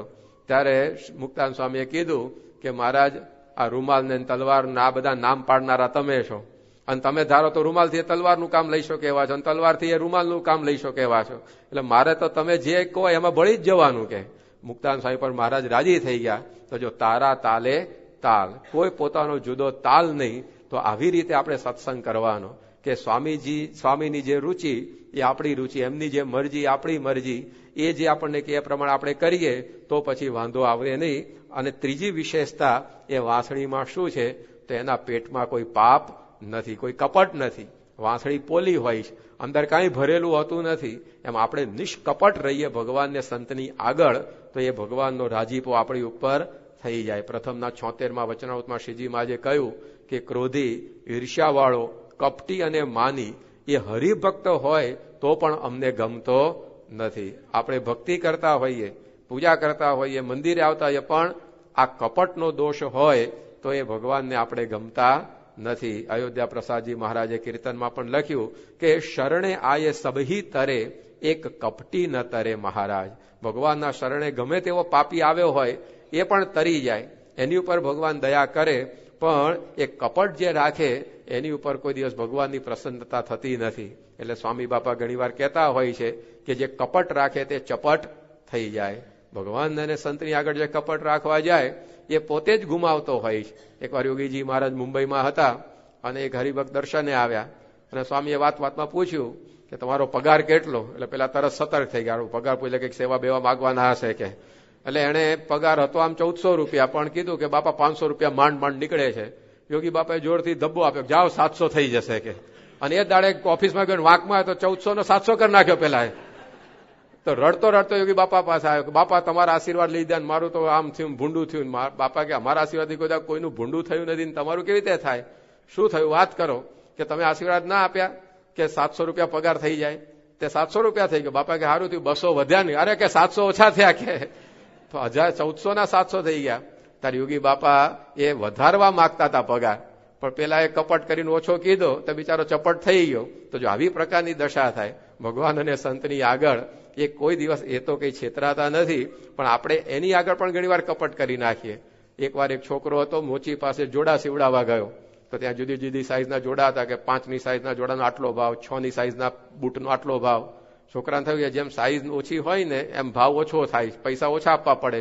એટલે પેલો મોચી જયારે માપ લેવા ગયો એના પગનું, ત્યારે એના પગ થોડાક સંકોચી લીધા અને ઓછું માપ આવ્યું. પછી આમ હરખાતો ઘેર આવ્યો અને એની માતાને વાત કરી કે આજે મોચીને છેતરીને આવ્યો. કે શું કર્યું? તો કે મોચી માપ લેતો હતો ને તારે મેં પગ સંકોરી લીધા, એટલે માપ ઓછું આવશે, એટલે આપણે પૈસા ઓછા આપવા પડશે. માં કે મોચી નહીં, તું છેતરાયો, આખી જિંદગી ઓછા પગ આમ રાખીને ફરવાનો છું, એ જોડા તને જ પહેરવાની મજા નહીં આવે.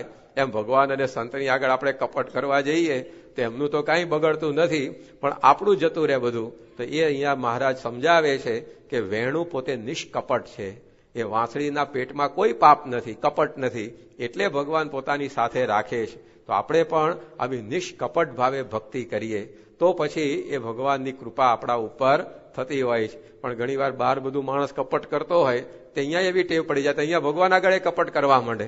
એકવાર એક છોકરી હશે, બીમાર પડી હશે, તેની માતા એ પોતે છોકરી હાજી થાય એના માટે માનતા માને કે જો આવી રીતે મારી છોકરી હાજી થઈ જાય તો અલ્લાહ તને હું આપ જેસી રોટી ખિલાઉંગી. કે ખુદાને પોતે શું કે જો આ મારી છોકરી માદી જે સાજી થઈ જાય તો તને આભ જેસી રોટી, એટલે કે આકાશ જેટલી મોટી રોટલી એ બનાવીને જમાડીશ. ત્યારે છોકરીએ પૂછ્યું કે અમ્મા આપ जैसी रोटी बनाने के लिए इतनी बड़ी तवी कहां से लाएगी? કે આટલો મોટો તાવડો ક્યાંથી લાવીશ? કે છાની માર કે આ તો ખુદા કો ફોસલાતી હું કે લ્યો કે ભગવાનને ફોસલાવું છું કે તું ઊંઘી જા ને છાની માની. હવે આ કે ફોસલા એવા છે, પણ ઘણીવાર ભગવાન આગળ આવું કપટ કરે કે અલ્લાહ કો ફોસલાતી, એમ બધા સ્વામીને ફોસલાવે, મહારાજને ફોસલાવા જાય, પણ ત્યાં કઈ કોઈનું કપટ ચાલતું નથી, ત્યાં તો બધું ખુલ્લું પડતું જ હોય છે. તો આપણે આ વાંસળીના ગીત દ્વારા કૃષ્ણ સમજાવે છે કે આપણે જો નિષ્કપટ રહીએ ભગવાનને સંતની આગળ, આપણે જો આ સત્સંગની અંદર કસણી સહન કરીએ અને ભગવાનને સંતના તાલે તાલ મિલાવીએ તો પછી જેમ વાંસળીને ભગવાન પોતાથી અળગી કરતા નથી એમ આપણને પણ એ કોઈ દિવસ છોડે નહીં. તો આવી પ્રકારે આ વેણુ ગીત એનો પણ આ પ્રકારનો આ સંદેશ એ વેદવ્યાસે પોતે સમજાવ્યો. ત્યાર પછી કૃષ્ણ ભગવાન એ પોતે ગોવર્ધન લીલા એ અહીંયા કરી રહેલા છે. ત્યાં આગળ વૃંદાવનમાં મોટો એક પર્વત હતો અને એકવાર એવું બન્યું કે વસુદેવે યજ્ઞનો આરંભ કર્યો. ત્યારે કૃષ્ણ પૂછે છે કે તમે આ યજ્ઞ શા માટે કરો છો? તો યજ્ઞ તો ઇન્દ્રને પ્રસન્ન કરવા માટે કરીએ છીએ. તો કૃષ્ણ પૂછે છે કે એને શા માટે પ્રસન્ન કરવાના?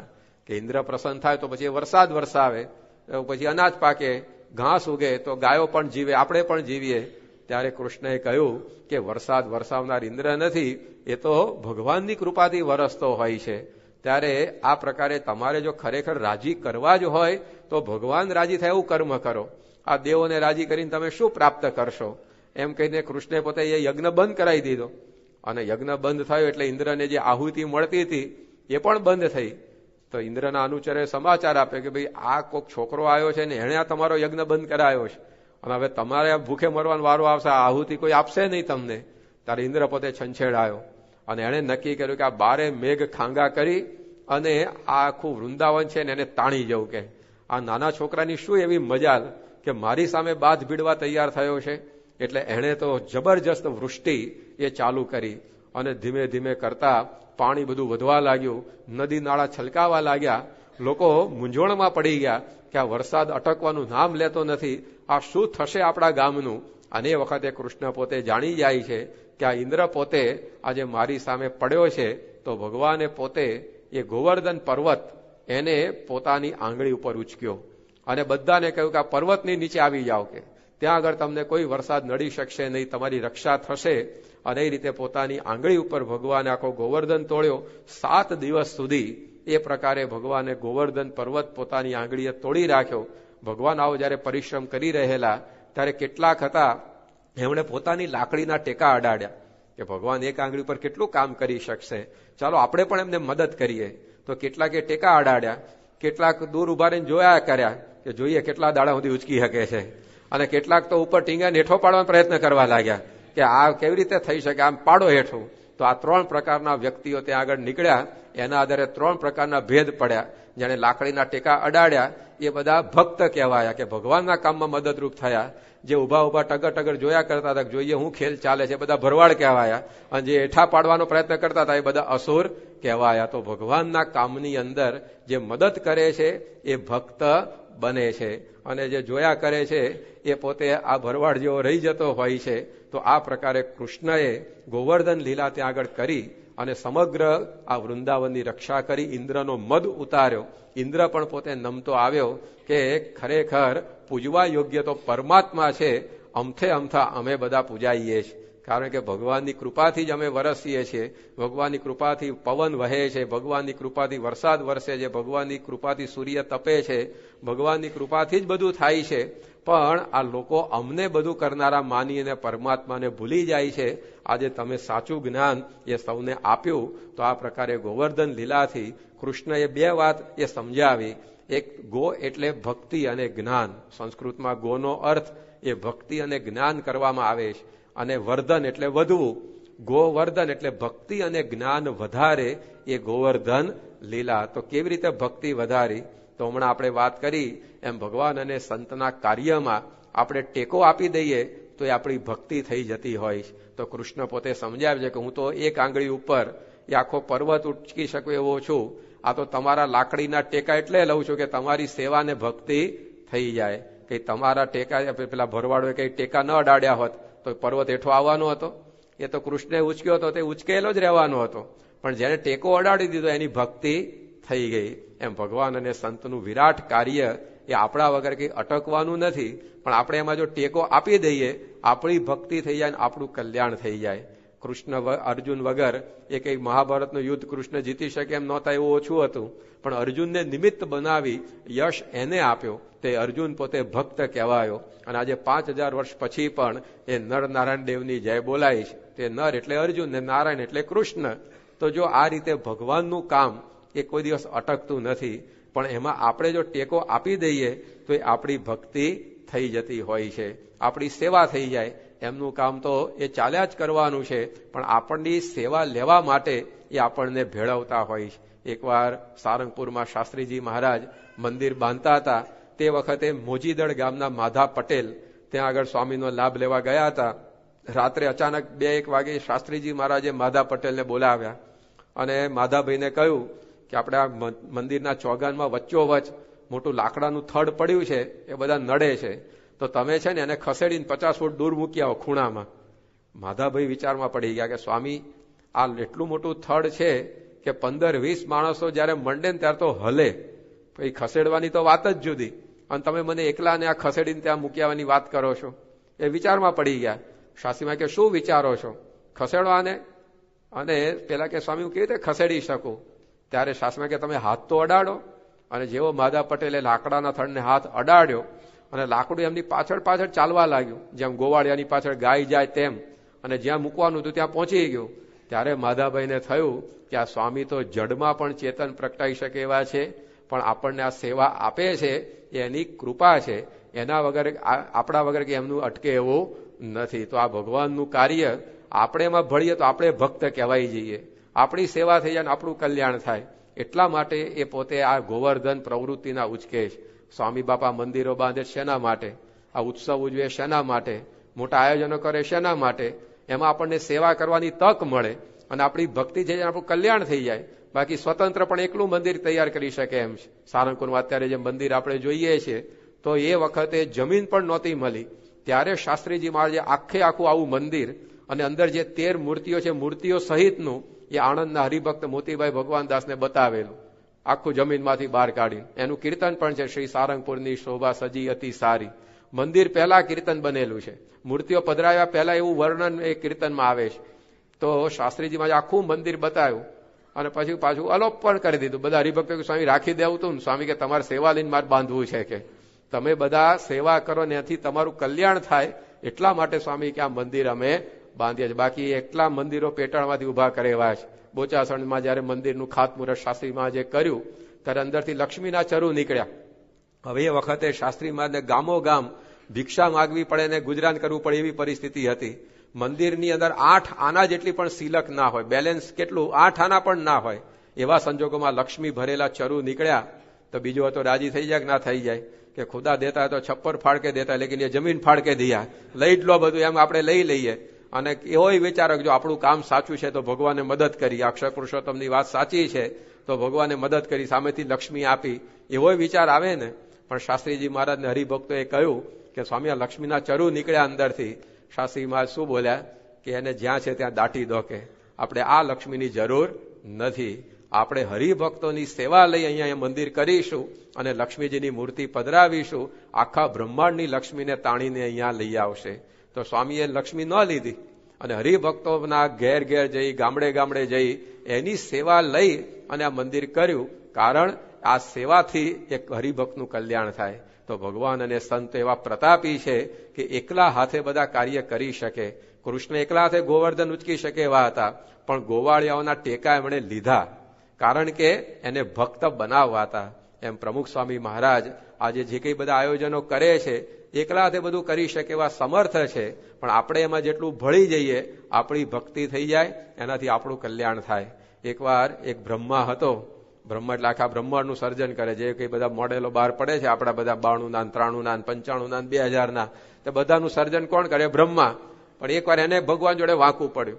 એને થયું કે હું છું ત્યારે આ બધું ચાલે છે સૃષ્ટિનું કામ, મારે હવે કામ કરવું નથી, ભગવાન પગાર વધારતા નથી, મારું કંઈ રાખતા નથી. આમ જે કંઈ એને વાંકું પડ્યું હશે ભગવાન જોડે, રાજીનામું આપવા તૈયાર થઈ ગયો, લખી નાખ્યું કે આઈ વિલ રિઝાઇન, આમ છે તેમ છે. પછી ભગવાનને કે હવે કાલે આપવા જઈશું, એટલે કબાટમાં મૂકી રાખ્યું હતું. ત્યાં કોક બળે બ્રહ્માઓને ખબર પડી ગઈ કે ઇન્ટરનેટ ગૂગલ દ્વારા કે આડો એક બ્રહ્મા રિઝાઇન કરવાનો છે કાલે.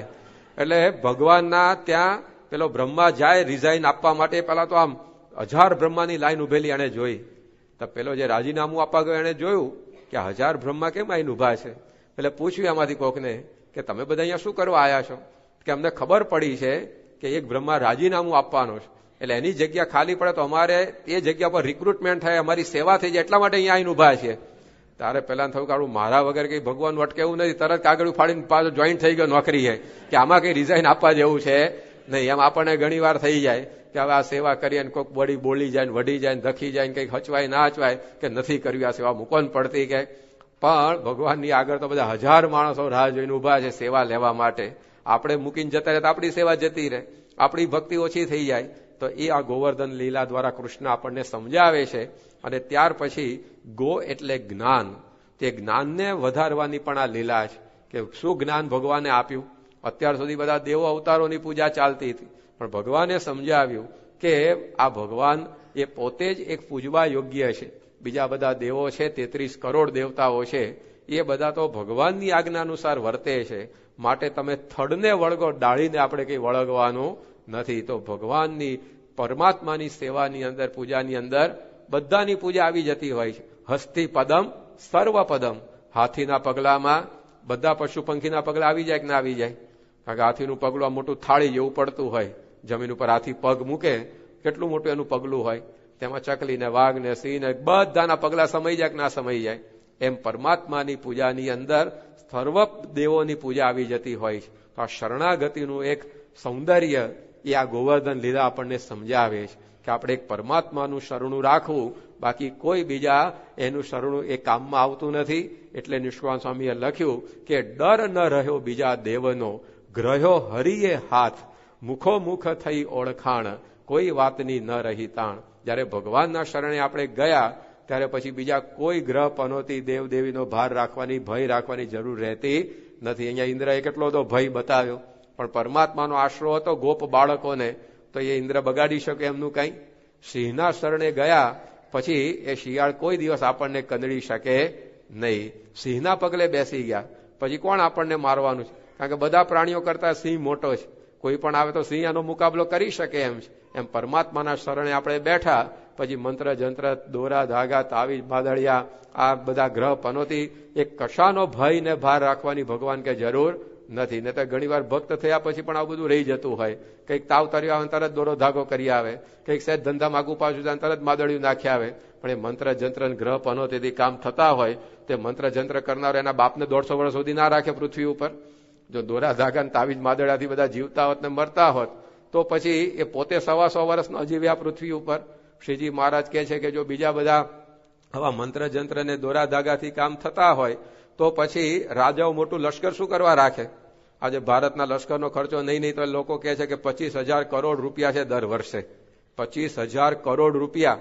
હવે જો મંત્ર જંત્ર ને એનાથી બધું કામ થતું હોય તો બધું લશ્કર વેર વિખેર કરીને 2 તાંત્રિક જ રાખવા દેવા જોઈએ ભારત પાકિસ્તાનની બોર્ડર ઉપર. ઓમ રોમ ફ્રીમ ફ્રીમ કરીને પેલા મંત્ર બોલ્યા કરે ને આમે બધા પૂરા થતા જાય. મહિને તમે એને 25 લાખનો પગાર આપો તોય સસ્તું પડે. તો એમ કઈ કામ થતા નથી, એ તો ભગવાનની ઈચ્છાથી બધું થતું હોય છે. તો આવી એક ભગવાનની નિષ્ઠા એ પાકી રાખવી એ આ ગોવર્ધન લીલા આપણને સમજાવે છે. નહીતર બધી જ્યાં ત્યાં આપણે ચોખા મૂકતા ફરીએ, અંતકાળે લેવા કોણ આવે આપણને? બધી જગ્યાએ આસ્થા રાખી હોય તો પછી એ અંતકાળે આપણો હાથ પકડીને કોણ લઈ જશે ભગવાનની આગળ? ગુણાતીતાન સ્વામીએ કહ્યું કે એકવાર એક વડીલ હતા, પોતાના માથે પોટલું મૂકીને જતા હતા. એમાં રસ્તે ચાલતા એક ગઠિયો ચોર ભેગો થઈ ગયો એમને, અને ચોરે વાતમાં એવા આ કાકાને વિશ્વાસમાં લઈ લીધા. એ પોતાના ફુવા એને કરી નાખે, પોતે એનો ભત્રીજો થઈ ગયો કે તમે તો આ ગામના એ ગામમાં તો મારા સગા રહે છે ને હું તમારો ભત્રીજો, તમે મારા ફુવાને એમ કરતા વાતોમાં એવા બધા એમને ઓળગોળ કર્યા. પછી થોડુંક ગામ દૂર રહ્યું એટલે પેલા ભત્રીજાએ કીધું આ ગઠિયાએ કે જો લાવો તમારું પોટલું મને આપો અને હું ઉચકીને જઉં, તમારે જ્યાં ઉતારો કરવાનો છે એમને ખબર આપું એટલે પાણી ગરમ કરી રાખે, પગ ઝારવા, તમારે પથારી પાથરી રાખે, રસોઈ તૈયાર કરી રાખે, એટલે તમારે જઈને ચિંતા જ નહીં, સીધું ખાઈને હુઈ જ જવાનું કે. અને પેલાને એટલો વિશ્વાસ આવી ગયો તો મુસાફરી ભેગી વાતો સાંભળીને, એટલે એને આપ્યું પોટલું અને પૂછ્યું કે ભાઈ તું પોટલું લઈને જાય છે પણ આ પોટલું મારે લેવું કઈ જગ્યાએ, તારું ઘર ક્યાં ત્યાં ગામની અંદર? તો કે તમે ગામમાં પેસો ને જે ઘેર દીવો બળતો હોય ને એ મારું ઘર, ત્યાંથી આ પોટલું લઈ લેજો અને પછી તમારું ઉતારે જતા રહેજો. એટલે કે ભલે. અને પેલો ચોર તો લઈ ગયો પોટલું, તે ગયો. આ બાજુ પેલા વડીલ હતા કાકા, એ બિચારા પેલા ગામે પહોંચ્યા તો સાંજનો સમય થઈ ગયો હતો અને એ વખતે આવી લાઇટો નહીં એટલે ઘેર ઘેર બધા દીવા કરે સાંજે અંધારામાં કામ કરવા માટે. તો જયારે ગામે પહોંચ્યા ત્યાં તો બધા ઘરની અંદર દીવા પ્રગટી ગયા હતા. તો પેલો ડોસો માથું કૂટવા લાગ્યો કે ઘર ઘર દીવડા જલ ગયા, મેં કિસકા ફૂફાજી, આમાં હવે મારા ભત્રીજાને ક્યાં ગોતવો મારે? કે દીવો બળે એ ઘર આપ્યું હતું નિશાની, પણ આ તો બધા ઘેર દીવા હતા. એમ સ્વામી કે આપણે બધી જગ્યાએ દીવા કરતા રહીએ, બધી જગ્યાએ ચોખા મૂકતા રહીએ તો આ ઘર ઘર દીવડા જલ ગયા કિસકા ફૂફાજી જેવું થાય. પછી કયા ભગવાન લેવા અંતકાળે આવે?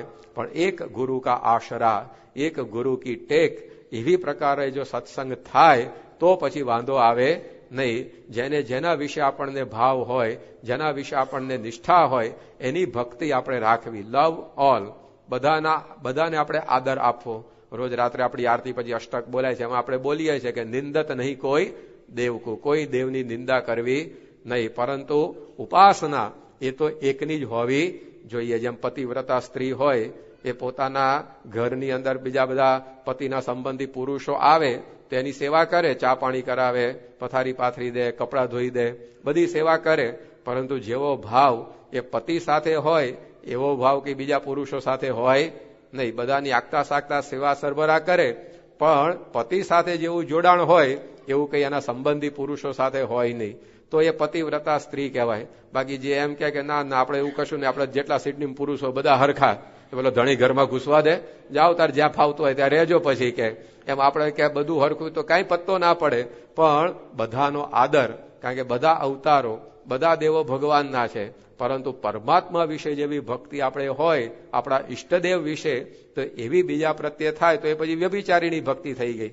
એ પતિવ્રતાનું ના રહ્યું તો પછી કલ્યાણ પણ કેવી રીતે થાય? તો અહીંયા ગોવર્ધન લીલા દ્વારા કૃષ્ણ એ સમજાવે છે કે ભગવાનનો આશરો જયારે આપણે થયો ત્યારે પછી કોઈ બીજો આવો ડર ભય કે ભાર રાખવો નહીં. ભગવાનના આશરે ગયા કોઈ આપણું કઈ બગાડી શકતું નથી. એકવાર બાર પટોળી ગામ છે કાઠિયાવાડ બાજુ, ત્યાં એક હરિભક્ત આપણા મહારાજના વખતમાં રહેતા હતા. એનું નામ હતું ખીમો વાઘ. વાઘ એની અટક હતી. એ બાજુ આવી બધી અટક હોય છે, વાઘ, વરુ, માકડ, મચ્છર, હાથી, આ બધી વાઘ અટકો હોય છે. તો આ ખીમો વાઘ એ અટક હતી એની વાઘ. અને એ પોતે ખેતી કામ કરે. એકવાર એના પત્ની ઘેર એકલા હશે તો એક બ્રાહ્મણ જઈ ચડ્યો ત્યાં અને બેનને ઘરમાં એકલા ભાળી અને જાત જાતની ભાતની વાતો કરવા લાગ્યો. તમારા ધણીને તો શનિની પનોતી હાડા હાથની લોઢાન પાયે બેસવાની છે કે. બાઈ કે એમાં શું થાય? તો કે એમાં તો ગામ ગામ ભટકવું પડે, તાર માંડ દાણા ભેગા થવાય. કે એવું કે પનોતીથી છૂટવા શું કરવાનું? પેલા બ્રાહ્મણે થયું કે આ ઉપાય પૂછે એટલે બેન પલળ્યા લાગે થોડાક કે. એટલે એણે કીધું કે તમારે કાંઈ કરવાનું, તમે મને આટલા રૂપિયા આપો, હું શનિની એક વીટી કરાવી દઈશ તમને, આમ કરીશ તેમ કરીશ. આ બધી જ્યાં વાત કરીને તાર પેલી બાઈ બોલી, ખીમા ડોબરિયાની પત્ની, કે જો તું આવી રીતે મારા ધણીને 7.5 પનોતી બેહવાની વાત કરે છે, પણ હમણાં જ હું મારા પતિને ભાત ને રોટલો ખેતરમાં આપી આવી છું, એટલે શાંતિથી તો ખાઈ પીને સુઈ ગયો છે ઝાડના છાંયડે. પણ શનિની પનોતી હાડાતની લોઢાન પાસે તને બેઠી લાગે છે કે ચરોતરમાં ખાવા ન મળ્યું તે ટપણા તો છે કે અહીંયા કાઠિયાવાડ ઊંધી લાંબો થયો છે, માટે તારા લબાચા ઉપાડ, ને તાર ગામમાં ખબર પડશે ને તો બધા લાકડીએ મારીને બહાર કાઢી મૂકશે. એટલે કે બેન તમે સ્વામિનારાયણ છો? કે હા. હાડું કે આ પહેલું ઘર ખોટું પકડાયું ને કે મારે આ ક્યાં મારી વાતો ભરાવાના હતા, અહીંયા ક્યાં મંત્ર જંત્ર કામમાં આવવાના હતા. તો એ જો બાઈને કેવી નિષ્ઠા કે મને શ્રીજી મહારાજનો આશરો થયો છે, મારા ગળામાં મહારાજની કંઠી છે, હવે આ ગ્રહ પનોતી બધું મને શું કરવાનું? એક કવિએ લખ્યું છે કે હરિજનને ગ્રહો શું કરે, જો ગ્રહ બાપડા પરવશ ફરે, રવિ ભમંતો શશી કલંકિત, રાહુ ત્યાં શિર વોણો વહે, કાણો શુક્રને લુલો શનિ, બૃહસ્પતિએ સ્ત્રી ખોઈ આપની, ગ્રહનો ગ્રહ હરિતે મુજ રુદે, તો દિન વચન કોણ વધે. જયારે ભગવાનનો આશરો થયો, હરિજનને ગ્રહો શું કરે? ભગવાનના ભક્તને આ ગ્રહ પનોતી ફનોતી શું કરવાના? કારણ કે જે ગ્રહો લોકો નડવાની વાતો કરતા હોય એ ગ્રહોમાં જ ઠેકાણું નથી. રવિ ભમંતો, રવિ એટલે આ સૂર્ય પણ એક ગ્રહ છે. હવે એ પોતે આખો દાળ પૂર્વથી પશ્ચિમ ને પશ્ચિમથી પૂર્વમાં આટા ફેરા મારે છે. પોતાનું એક મકાન હરખું નથી કરી શકતો, 1 BHK નો ફ્લેટ. તે આપણું શું સુધારવાનું છે? પછી શશી કલંકિત, ચંદ્ર, એને તમે જુઓ તો કલંક લાગ્યું છે કે નહીં? પૂનમનો ચંદ્ર આમ થાળી જેવો ખીલ્યો હોય પણ તો કાળો ડાઘો દેખાય છે કે નથી દેખાતો? તે કાળો ડાઘો શેનો છે? તે આ ચંદ્રભાઈ સાહેબ એકવાર ઇન્દ્ર જોડે ભેગા થઈ અને બૃહસ્પતિની પત્ની હતી મમતા એને ભોગવ એના ઘરમાં ઘૂસ્યા હતા. તે ઋષિ વહેલા આવી ગયા ને એક વૃક્ષરમાં ઠપકાર્યું, તેનો આ કાળો ડાઘો રહી ગયો છે. એ પોતે અખણો નથી રહી શક્યો, તો આપણું શું અખણું કરવાના છે? પછી રાહુ છે, લોકો કહે રાહુ નડે છે. તે રાહુનું તો માથું જ દેવો કાપી ગયા છે, બિચારો ધડ હાથે ફર્યા કરે, પોતાનું શરીર સલામત નથી રાખ્યું, આપણું શું સલામત રાખવાનું? પછી શુક્ર છે એ કાણો છે, અને શનિ છે લૂલો છે, એટલે એની પનોતી લાંબી ચાલે ને, કારણ કે ચાલતા વાર લાગે ને લૂલા માણસને, એટલે લોકો કહેતા એની પનોતી લાંબી હાલે કે. પણ એ શનિ છે લૂલો છે, અને બૃહસ્પતિ એ સ્ત્રી ખોઈ આપની, પોતાની પત્ની નથી આચવી કે ગુરુ તો પોતે બે, આપણું શું સાચવવાના? માટે ગ્રહનો ગ્રહ હરિ તે મુજ હૃદય. આ ગ્રહો જેની આજ્ઞામાં ફરે એવા ભગવાન સ્વામિનારાયણ આપણને મળ્યા તો દિન વચન કોણ વધે? તો પછી આ રડવા બળવાનું રહ્યું જ નહીં ને. તો જો આવી ખુમારી સાથે ભક્તિ કરવી એ આ ગોવર્ધન લીલા આપણને સમજાવે છે. નહીતર તો પછી સેવા ભક્તિ થતી હોય એની જોડે આવું બધું હાલ્યા કરતું હોય, કંઠી હોય એની જોડે પાછા કેટલાય પ્રકારના નંગની વીટીઓ ઘણા જ પહેરતા, ફલાણા નંગ પહેરનારા નંગ જેવા હોય હકીકતમાં તો પાછા. પણ આવી પ્રકારનું બધું હોય છે કે આ શનિની વીટી, ગુરુની વીટી, ના શુક્રની વીટી, એ બધી વીટીઓ પહેરવાથી કઈ સ્ટાર ફાર હરખા થતા નથી. પણ એ તો બધા ભગવાનની ઈચ્છાથી બધું થતું હોય છે. એ ભગવાનના આશ્રય જઈએ બધું સરખું થઈ જાય. પછી તો આ ગોવર્ધન લીલા દ્વારા કૃષ્ણ આપણને એક ઉપાસનાની વાત એ સમજાવે છે. તો આવી ભક્તિ, આવી નિષ્ઠા એ આપણે ભગવાનના વિશે રાખવી. જેને જે ભગવાન મળ્યા, આપણે એવું નથી કહેતા કે બધા આજ કરો, પણ આપણે હવે સ્વામિનારાયણના ભક્ત થયા તો એમના વિશે આવી પ્રકારનો પૂર્ણ ભાવ એ અહીંયા ગોવર્ધન લીલા આપણને સમજાવે છે. ખીમો સુથાર હતો ગઢડાનો, એકવાર પોતે વેપાર ધંધો કરવા માટે ગઢડાથી ભાવનગર આવ્યા અને ત્યાંથી સુરત જવાનું હતું, દરિયામાં વહાણમાં બેસીને, અને વહાણમાં બધો સામાન મૂકીને ગોઠવાયા. અને બરાબર એ જ વહાણની અંદર એક તાંત્રિક પણ આવીને બેઠો હશે સામે. એના તિલક ચાંદલાવાળા હરિભક્તને જોયો અને એનો ગુસ્સો ઉછળી આવ્યો કે મારા આ ટીલવાએ જ આપણા ધંધા ઉપર પાટા માર્યા છે, આજ આપણને હવે ગાંઠતા નથી. એ વખતના જમાનામાં 3 જણા હતા. એ શ્રીજી મહારાજના સાધુ કે હરિભક્તને જોવે ને તરત ગુસ્સે ભરાતા મારવા જોડવા મંડી પડતા. એક તો બાવાઓ, કારણ કે બાવાઓ અત્યાર સુધી ભાંગ ગાંજો પીતા, ચલમો ફૂંકતા, રામકીઓ રાખતા, ચેલકીઓ રાખતા અને બધું ગાડું ગબડાવતા. પણ શ્રીજી મહારાજે એવા ધન સ્ત્રીના ત્યાગી સાધુઓ બનાવ્યા. ત્યારે લોકોને ખબર પડી કે સાચા સાધુ તો આવા હોય. અત્યાર સુધી તો આપણે કાગડાને જ હંસ માનીને પૂછતા હતા. હવે તો ગામમાં 52 પહેવા જ નથી દેવા. એટલે એક ગામની અંદર કોઈ 52 પેસવા ન દે, બધા સ્વામિનારાયણ સાધુને જ બોલાવે, કારણ કે એનામાં કોઈ વ્યસન નહીં, કોઈ અપશબ્દ બોલે નહીં, કોઈ માગે નહીં, કાંઈ નહીં. એટલે બાવાઓનું પડી ભાંગ્યું, એટલે બાવાઓ અકળાયા હતા. બીજા ભુવાઓ અકળાયા હતા, કારણ કે શ્રીજી મહારાજે બધાના નિષ્ઠા સમજાવી કે ભાઈ મંત્ર જંત્ર દોરા ધાગાથી કઈ કામ થતા નથી, ભગવાનની ઈચ્છાથી બધું થાય છે, એમની આપણે ઉપાસના કરવી. એટલે બધા ભુવા જાગરણ પોતાની ઘેર બોલાવતા બંધ થઈ ગયા, એટલે ભુવાઓ અકળાયા હતા. અને ત્રીજા બ્રાહ્મણો, કારણ કે શ્રીજી મહારાજના આવ્યા પહેલા લોકો હિંસક યજ્ઞો કરતા, યજ્ઞમાં પશુઓને હોમે ને એનું માંસ એ યજ્ઞની પ્રસાદ રૂપે ખાય. મેં અમદાવાદના એક બ્રાહ્મણના ઘરમાંથી 60 મણ માંસ એ યજ્ઞના પ્રસાદ માટે તૈયાર કર્યું, એટલે મળેલું. આપણે જેમ સિંગ સાકરિયા વેચીએ ને કથા પછી, એમ પ્રસાદમાં માંસ રાખતા એ લોકો. મહારાજે કહ્યું કે ભાઈ આ પશુઓને હોમવાથી હિંસા થાય, એ કઈ યજ્ઞની રીત નથી. જવ, તલ, ઘી બધું હોમીને યજ્ઞ કરવા જોઈએ. એટલે બ્રાહ્મણોને આ માંસાહાર કરવાનું બંધ થઈ ગયું. એટલે બ્રાહ્મણો અકળાયા કે આ સ્વામિનારાયણ આપણું પડી ભાંગ્યું કે. એટલે બાવા, ભુવા અને બ્રાહ્મણ B³ આ 3 જણા એવા અકળાયા હતા મહારાજ ઉપર કે મહારાજના સાધુ કે હરિભક્તને જુએ ને તૂટી પડે. એમાં પેલા ભુવાએ આ સ્વામિનારાયણનો હરિભક્ત જોયો અને એને થયું કે આજે આને દોરો પહેરાઈને કંઠી કઢાએ પાર કરું કે. અત્યાર સુધી તો બધા છટકતા હતા, પણ આ દરિયામાં ભાગીને ક્યાં જવાનો છે હવે? એટલે તરત જ એને પેલા અડદના દાણાની મૂઠ બતાવીને ખીમા સુથારને કહ્યું કે જો આ દાણા જોયા અડદના, 2 મૂઠ મારીશ ને ઊંધો પડી જઈશ કે. બૈરા છોકરા રખડી પડશે ને ધનોત પનોત નીકળી જશે, તારો કંઠી કાઢ નાખ ને દોરો પહેર કે. ખીમા સુથાર કે ભાઈ ગળાની અંદર કંઠી સિવાય બીજું કઈ પોસાય એવું છે નહીં, તમારથી જે થતું હોય એ કરો. અને તો આમ પડકાર ફેંક્યો હોય, ચેલેન્જ આપી એવું લાગ્યું, એટલે વધારે અકળાયો. અને એને તો પોતાની પાસે આખી થેલી ભરીને બશેર અડદ લઈ આવ્યો હતો. એ ફેંકવા માંડ્યો, મંત્ર બોલતો જાય, ફેંકતો જાય, પણ ખીમા સુથાર સ્વામિનારાયણ બોલતા જાય, કઈ થાય જ નહીં એને. એમ કરતા કરતા સુરત આવી ગયું. ત્યાં સુધી આખો કાર્યક્રમ ચાલ્યો. અને સુરત આવ્યું એટલે ખીમા સુથાર પોતાનો બધો સામાન ભેગો કર્યો આજુબાજુ અડદ બધા થઈ ગયા હતા વેરાયેલા, એટલે એની એક પોટલી બાંધી અને પોટલી લઈને ઉતરે હેઠ સામાનની સાથે સાથે. પેલો તાંત્રિક એની પાછળ ગયેલા કે આ મારા અડદ લઈને ક્યાં જાય છે? પેલો કે તમારો આભાર. કે શેનો આભાર? કે મારે આ સુરતમાં પહેલો દિવસ આજે હતો. હવે મારે પ્રશ્ન બે હતા કે રહેવું કે ખાવું શું. હવે રહેવાનું તો છેવટે ફૂટપાથ ઉપર એ સુઈ જઈને મારે પતી જાય, વાંધો ના આવે. પણ પહેલા દિવસે ખાવું શું એ મારે પ્રશ્ન હતો, કારણ કે હું સત્સંગ એટલે બજારનું તો કઈ ખાતો પીતો નથી, આપણા જેવો જ પાકો હશે, એટલે કે હું આવી રીતે કઈ ખાતો પીતો નથી બહારનું તો, એટલે મારે પહેલા દિવસે શું ખાવું એ પ્રશ્ન હતો. પણ આ તમે અડદ આપ્યા બશેર, એટલે હવે ધર્મશાળામાં જઈ બાફીને શાંતિથી ખાઈને હોઈ જઈશ. કે બહુ આભાર તમારો. તાંત્રિક વિચારમાં પડી કે મારી એક મુઠથી માણસ ઊંધો પડી જાય, આ બશેર અડદ બાફીને ખાઈ જવાની વાત કરે છે. કે શું નિષ્ઠા છે એને ભગવાનની.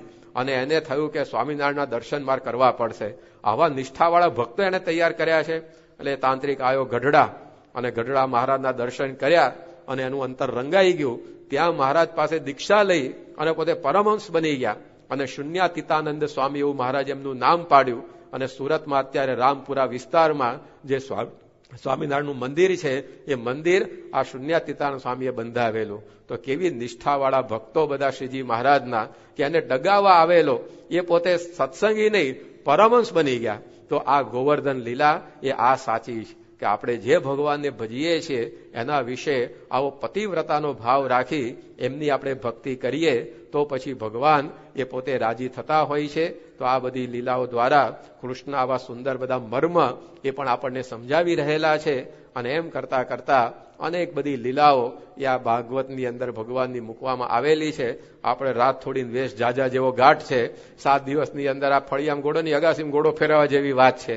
કારણ કે 7 દિવસમાં 18,000 શ્લોકનું ભાગવત એ કેમનું પૂરું થાય? પરંતુ કહે છે કે જો સાર પકડી લઈએ તો પછી આખું ભાગવત આપણા હાથમાં આવી ગયું કહેવાય. જે વસ્તુ સારભૂત હોય એને આપણે જાણી લઈએ તો પછી એ છેડો આવી જતો હોય છે.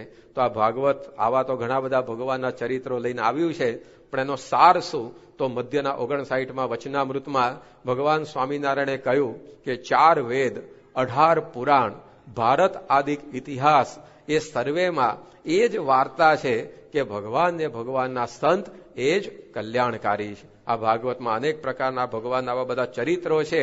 અને ખાલી ભાગવત નહીં પણ 1 લાખ શ્લોકનું મહાભારત એ નહીં, પણ બીજા 17 પુરાણોના 2.5 લાખ ઉપરાંત શ્લોકો, એટલું જ નહીં પરંતુ વેદ ઉપનિષદના અનેક મંત્રો, એ બધાનો સાર એ એક જ છે કે ભગવાન ને ભગવાનના સંત એ જ કલ્યાણકારી છે. તો આ ભાગવતનો સાર એ આટલો એ આપણને ભગવાન સ્વામિનારાયણે સમજાવ્યો. ગુણાતીતાનંદ સ્વામીએ પણ એમની વાતોમાં લખ્યું કે સર્વે વાતનો સાર આ છે કે ભગવાનના સંતના શરણે જઈ અને ભગવાનની ભક્તિ કરવી. તો આ ભાગવતની પારાયણ આપણે 7 દિવસ સુધી સાંભળી, પણ છેલ્લે 12 સ્કંદની અંદર અને 11 સ્કંદમાં એનો સાર સમજાવતા વેદવ્યાસ પોતે લખે છે કે યસ્યાત્મ બુદ્ધિ કુણપે ત્રિધાતુ કે સ્વદેહી કલત્રાદિશુ ભૌમ ઇજ્યધિ યતીર્થ બુદ્ધિ સલીલેન કરહિચિત જનેશ્વ વિઘ્નેશો સ એવ ગોખરઃ. વેદવ્યાસે પોતે છેલ્લે વાત લખી કે 3 પ્રકારની બુદ્ધિ એ આપણને જુદી જુદી થયેલી છે. એ ભગવાનના સંતમાં જ્યાં સુધી ન થાય તો એ સ એવ ગોખરઃ, એને પશુઓમાં શ્રેષ્ઠ એવો ગધેડો કહેવો. તો કઈ બુદ્ધિની વાત કરી? તો આપણને જળમાં પવિત્રપણાની બુદ્ધિ છે, તીર્થપણાની બુદ્ધિ છે. આપણે ભારતમાં ગયા હોઈએ અને ગંગા યમુના જેવા નદીના જળ એ આપણે માથે ચડાવીએ છીએ, કારણ કે એ તીર્થ સ્થાન છે એમ આપણે માનીએ છીએ.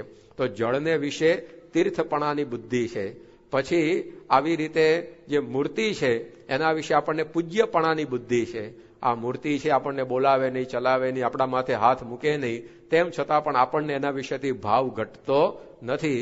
આપણને પ્રતીતિ છે કે ભગવાન આપણા બધા સંકલ્પો પૂરા કરે છે. તો એના વિશે આપણને આ રીતે એ પૂજ્યપણાની બુદ્ધિ છે. અને આપણા શરીરને વિશે આપણને આત્મબુદ્ધિ છે. એવી બુદ્ધિ એ ભગવાનના એકાંતિક સંતના વિશે આપણે કરવી. આ ભાગવતનો સાર કે આપણને આપણા દેહને વિશે જેવી આત્મબુદ્ધિ છે, પ્રીતિ છે, એવી પ્રીતિ ભગવાનના સંતમાં થઈ જાય તો ભાગવત બધું સિદ્ધ થતું હોય છે. ઘણી બધી આપણને પ્રીતિ હોય છે. આ સંસારમાં આપણા મિત્રો જોડે આપણને પ્રીતિ હોય, સગા સંબંધી જોડે પ્રીતિ હોય, ઘરના સભ્યો જોડે પ્રીતિ હોય, પણ સૌથી વધારે પ્રીતિ માણસને શેમાં હોય છે? પોતાના શરીરમાં.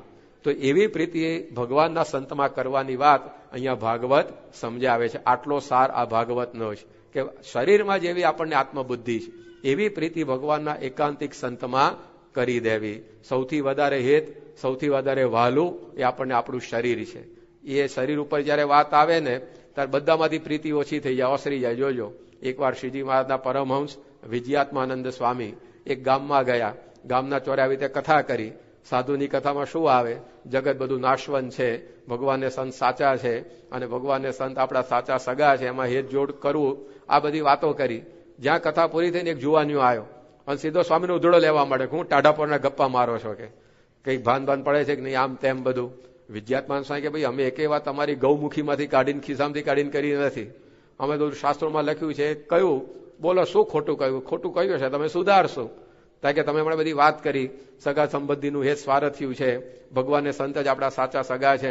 તમે ક્યાં સંસાર માંડે છે? તમને કઈ રીતે ખબર પડે કેવા ભાઈ બહેનના હેત હોય, મા બાપના કેવા હેત હોય? આવું બધું કહેવા માંડ્યો. સ્વામી કે ભાઈ ભલે અમે સંસાર માંડ્યો નથી, પણ આ તો શાસ્ત્રોમાં લખ્યું છે એટલે કહીએ છે ને. અમુક વસ્તુ અનુભવ પછી નહીં, અનુમાનથી શીખવાની હોય ને. કે અગ્નિમાં હાથ નાખીએ દાજી જવાય, કે અનુભવથી શીખવાનું હોય કે કોઈએ નાખ્યો ને દાજી ગયો એટલે એના પર નક્કી કરો કે નાખવા જેવું નથી. ઝેર પીએ તો મરી જવાય, એ કઈ અનુભવ કરીને શીખવાનું હોય? કે કોઈએ બાટલી ગટગટાઈને ઉપડી ગયો એની ઉપરથી નક્કી કરવાનું હોય કે ભાઈ આ પીવાનો ધંધો કરવા જેવો નથી.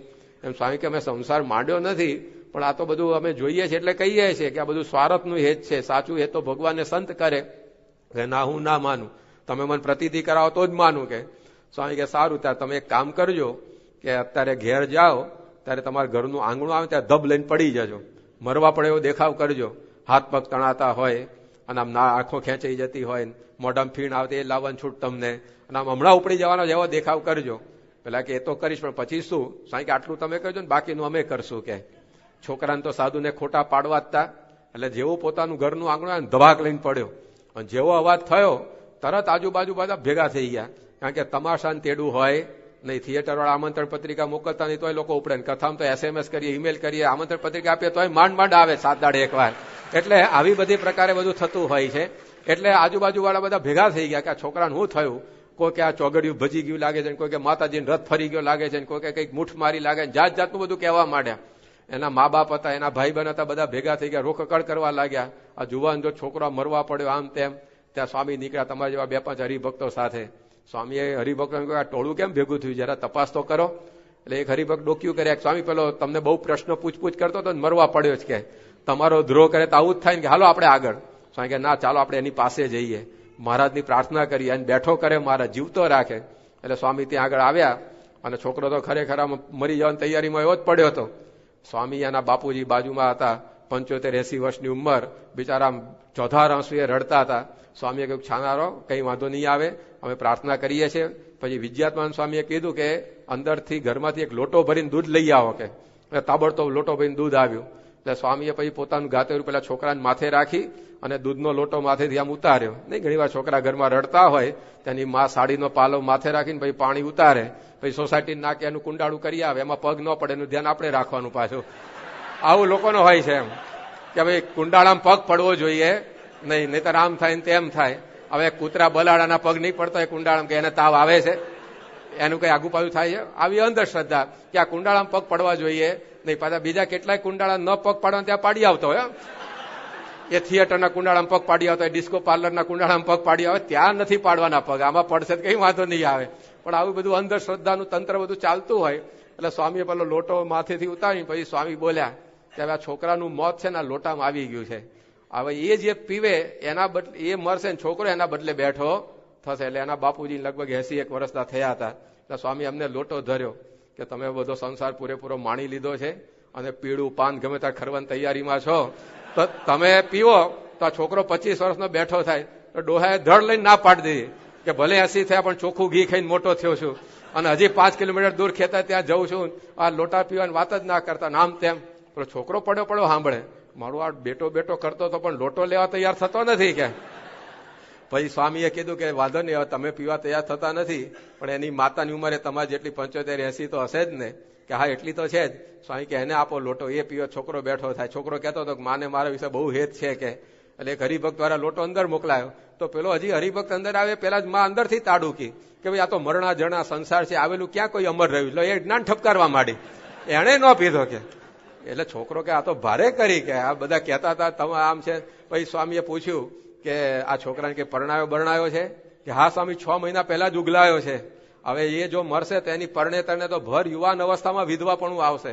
એટલે તમે વહેલું કામ એ કરો કે આ છોકરાને બેઠો કરો. સ્વામી એક કામ કરો ને, એ એની પત્નીને જ કહો એ લોટો પી જાય. ધણી પેલા પોતે ધામમાં જાય તો સારું કહેવાય. તેની પત્ની પાસે લઈ ગયા. એને ના પાડી કે હું તો હજી જુવાન છું, મને તો બીજા મળી રહેશે, મારે નથી પીવો કે એમ કરીને એને બેઠા. મરી ગયા છોકરો કે આડું 10 SMS દાડમ કરતા હતા પણ કઈ લોટો લેવા કોઈ તૈયાર થતો નથી. પછી સ્વામી કે એનો બેન છે કે છોકરો કે તો મારા બેનને મારી છે બહુ કે હા કે એના બેને છે. સ્વામી કે એને આપો. એની બેને ના પાડ્યો કે એના માટે મારે મારા સંસારમાં શું કરવા આગ ચાંપવી કે ભાઈ જશે રક્ષાબંધન એક આટલો ઓછો આવશે કે મારે કઈ પીવો નથી. છોકરો તો આમ ઉભા થવાની તૈયારી, બધાને એક લાફો વળગાડ દઉં કે આ ખોટે ખોટું હેત કરતા હતા. પણ સ્વામીએ કીધું તું કહીએ નહીં ત્યાંથી ઉભા નહીં થવાનું, એટલે પડ્યો રહ્યો હતો. પછી સ્વામીએ કીધું કે ચાલો તમે કોઈ લોટો પીવા તૈયાર થતા નથી. સામે એક ભેંસ બાંધી હતી. કારણ કે આ ભેંસ કોની છે કે અમારી છે. કારણ કે એને પાઈ દો કે ભેંસ તો બીજી આવશે, છોકરો ક્યાંથી મળશે. બધા કે બરાબર છે. અને જ્યાં ભેંસને પાવા તૈયાર થયા ત્યાં માં અંદરથી બરાડો પાડે કે ભાઈ સાહેબ આ ભેંસને ના માતા તો પારટ ભેંસ છે, ટંકે 10 શેર દૂધ આપે છે, આખા પંથકમાં આવી બીજી મળતી નથી કે. છોકરાને તો કે ડોબામાંથી હું તો ગયો કે આનું ડોબામાં જેવી પ્રીતિ છે એવી મારામ નથી આ લોકોને. અને ઉભા થઈ જવાનું મન થયું. પણ સ્વામીએ કીધું હતું કે ઉભા નહીં થવાનું ના કહીએ તો એટલે પડ્યો રહ્યો હતો. પછી કોઈ પીવા તૈયાર ના થયું. એટલે વિજયાત્માન સ્વામીએ કીધું કે અમે પી જઈએ.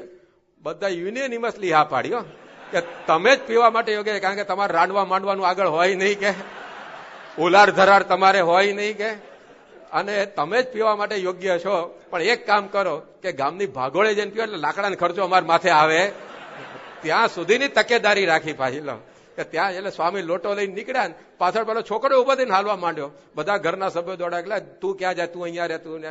છોકરો કે તમે ઘરમાં રહો, હું આ સાધુ ભેગો જઈશ. આ સાધુ મારા માટે મરવા તૈયાર થયા, એ મારા સાચા સગા છે એમ કઈ છોકરો વિજયાત્માનંદ સ્વામી જોડે હાલી નીકળ્યો. પણ આની ઉપરથી ખબર પડે કે શરીરમાં જેવી આપણને પ્રીતિ છે એવી બીજા કોઈમાં છે નહીં. તો એવી પ્રીતિ ભગવાનના એકાંતિક સંત વર્તમાન કાળે પ્રમુખ સ્વામી મહારાજ એના વિશે થઈ જાય તો વેદ વ્યાસ કહે છે કે આખું ભાગવત તમને સિદ્ધ થઈ જશે.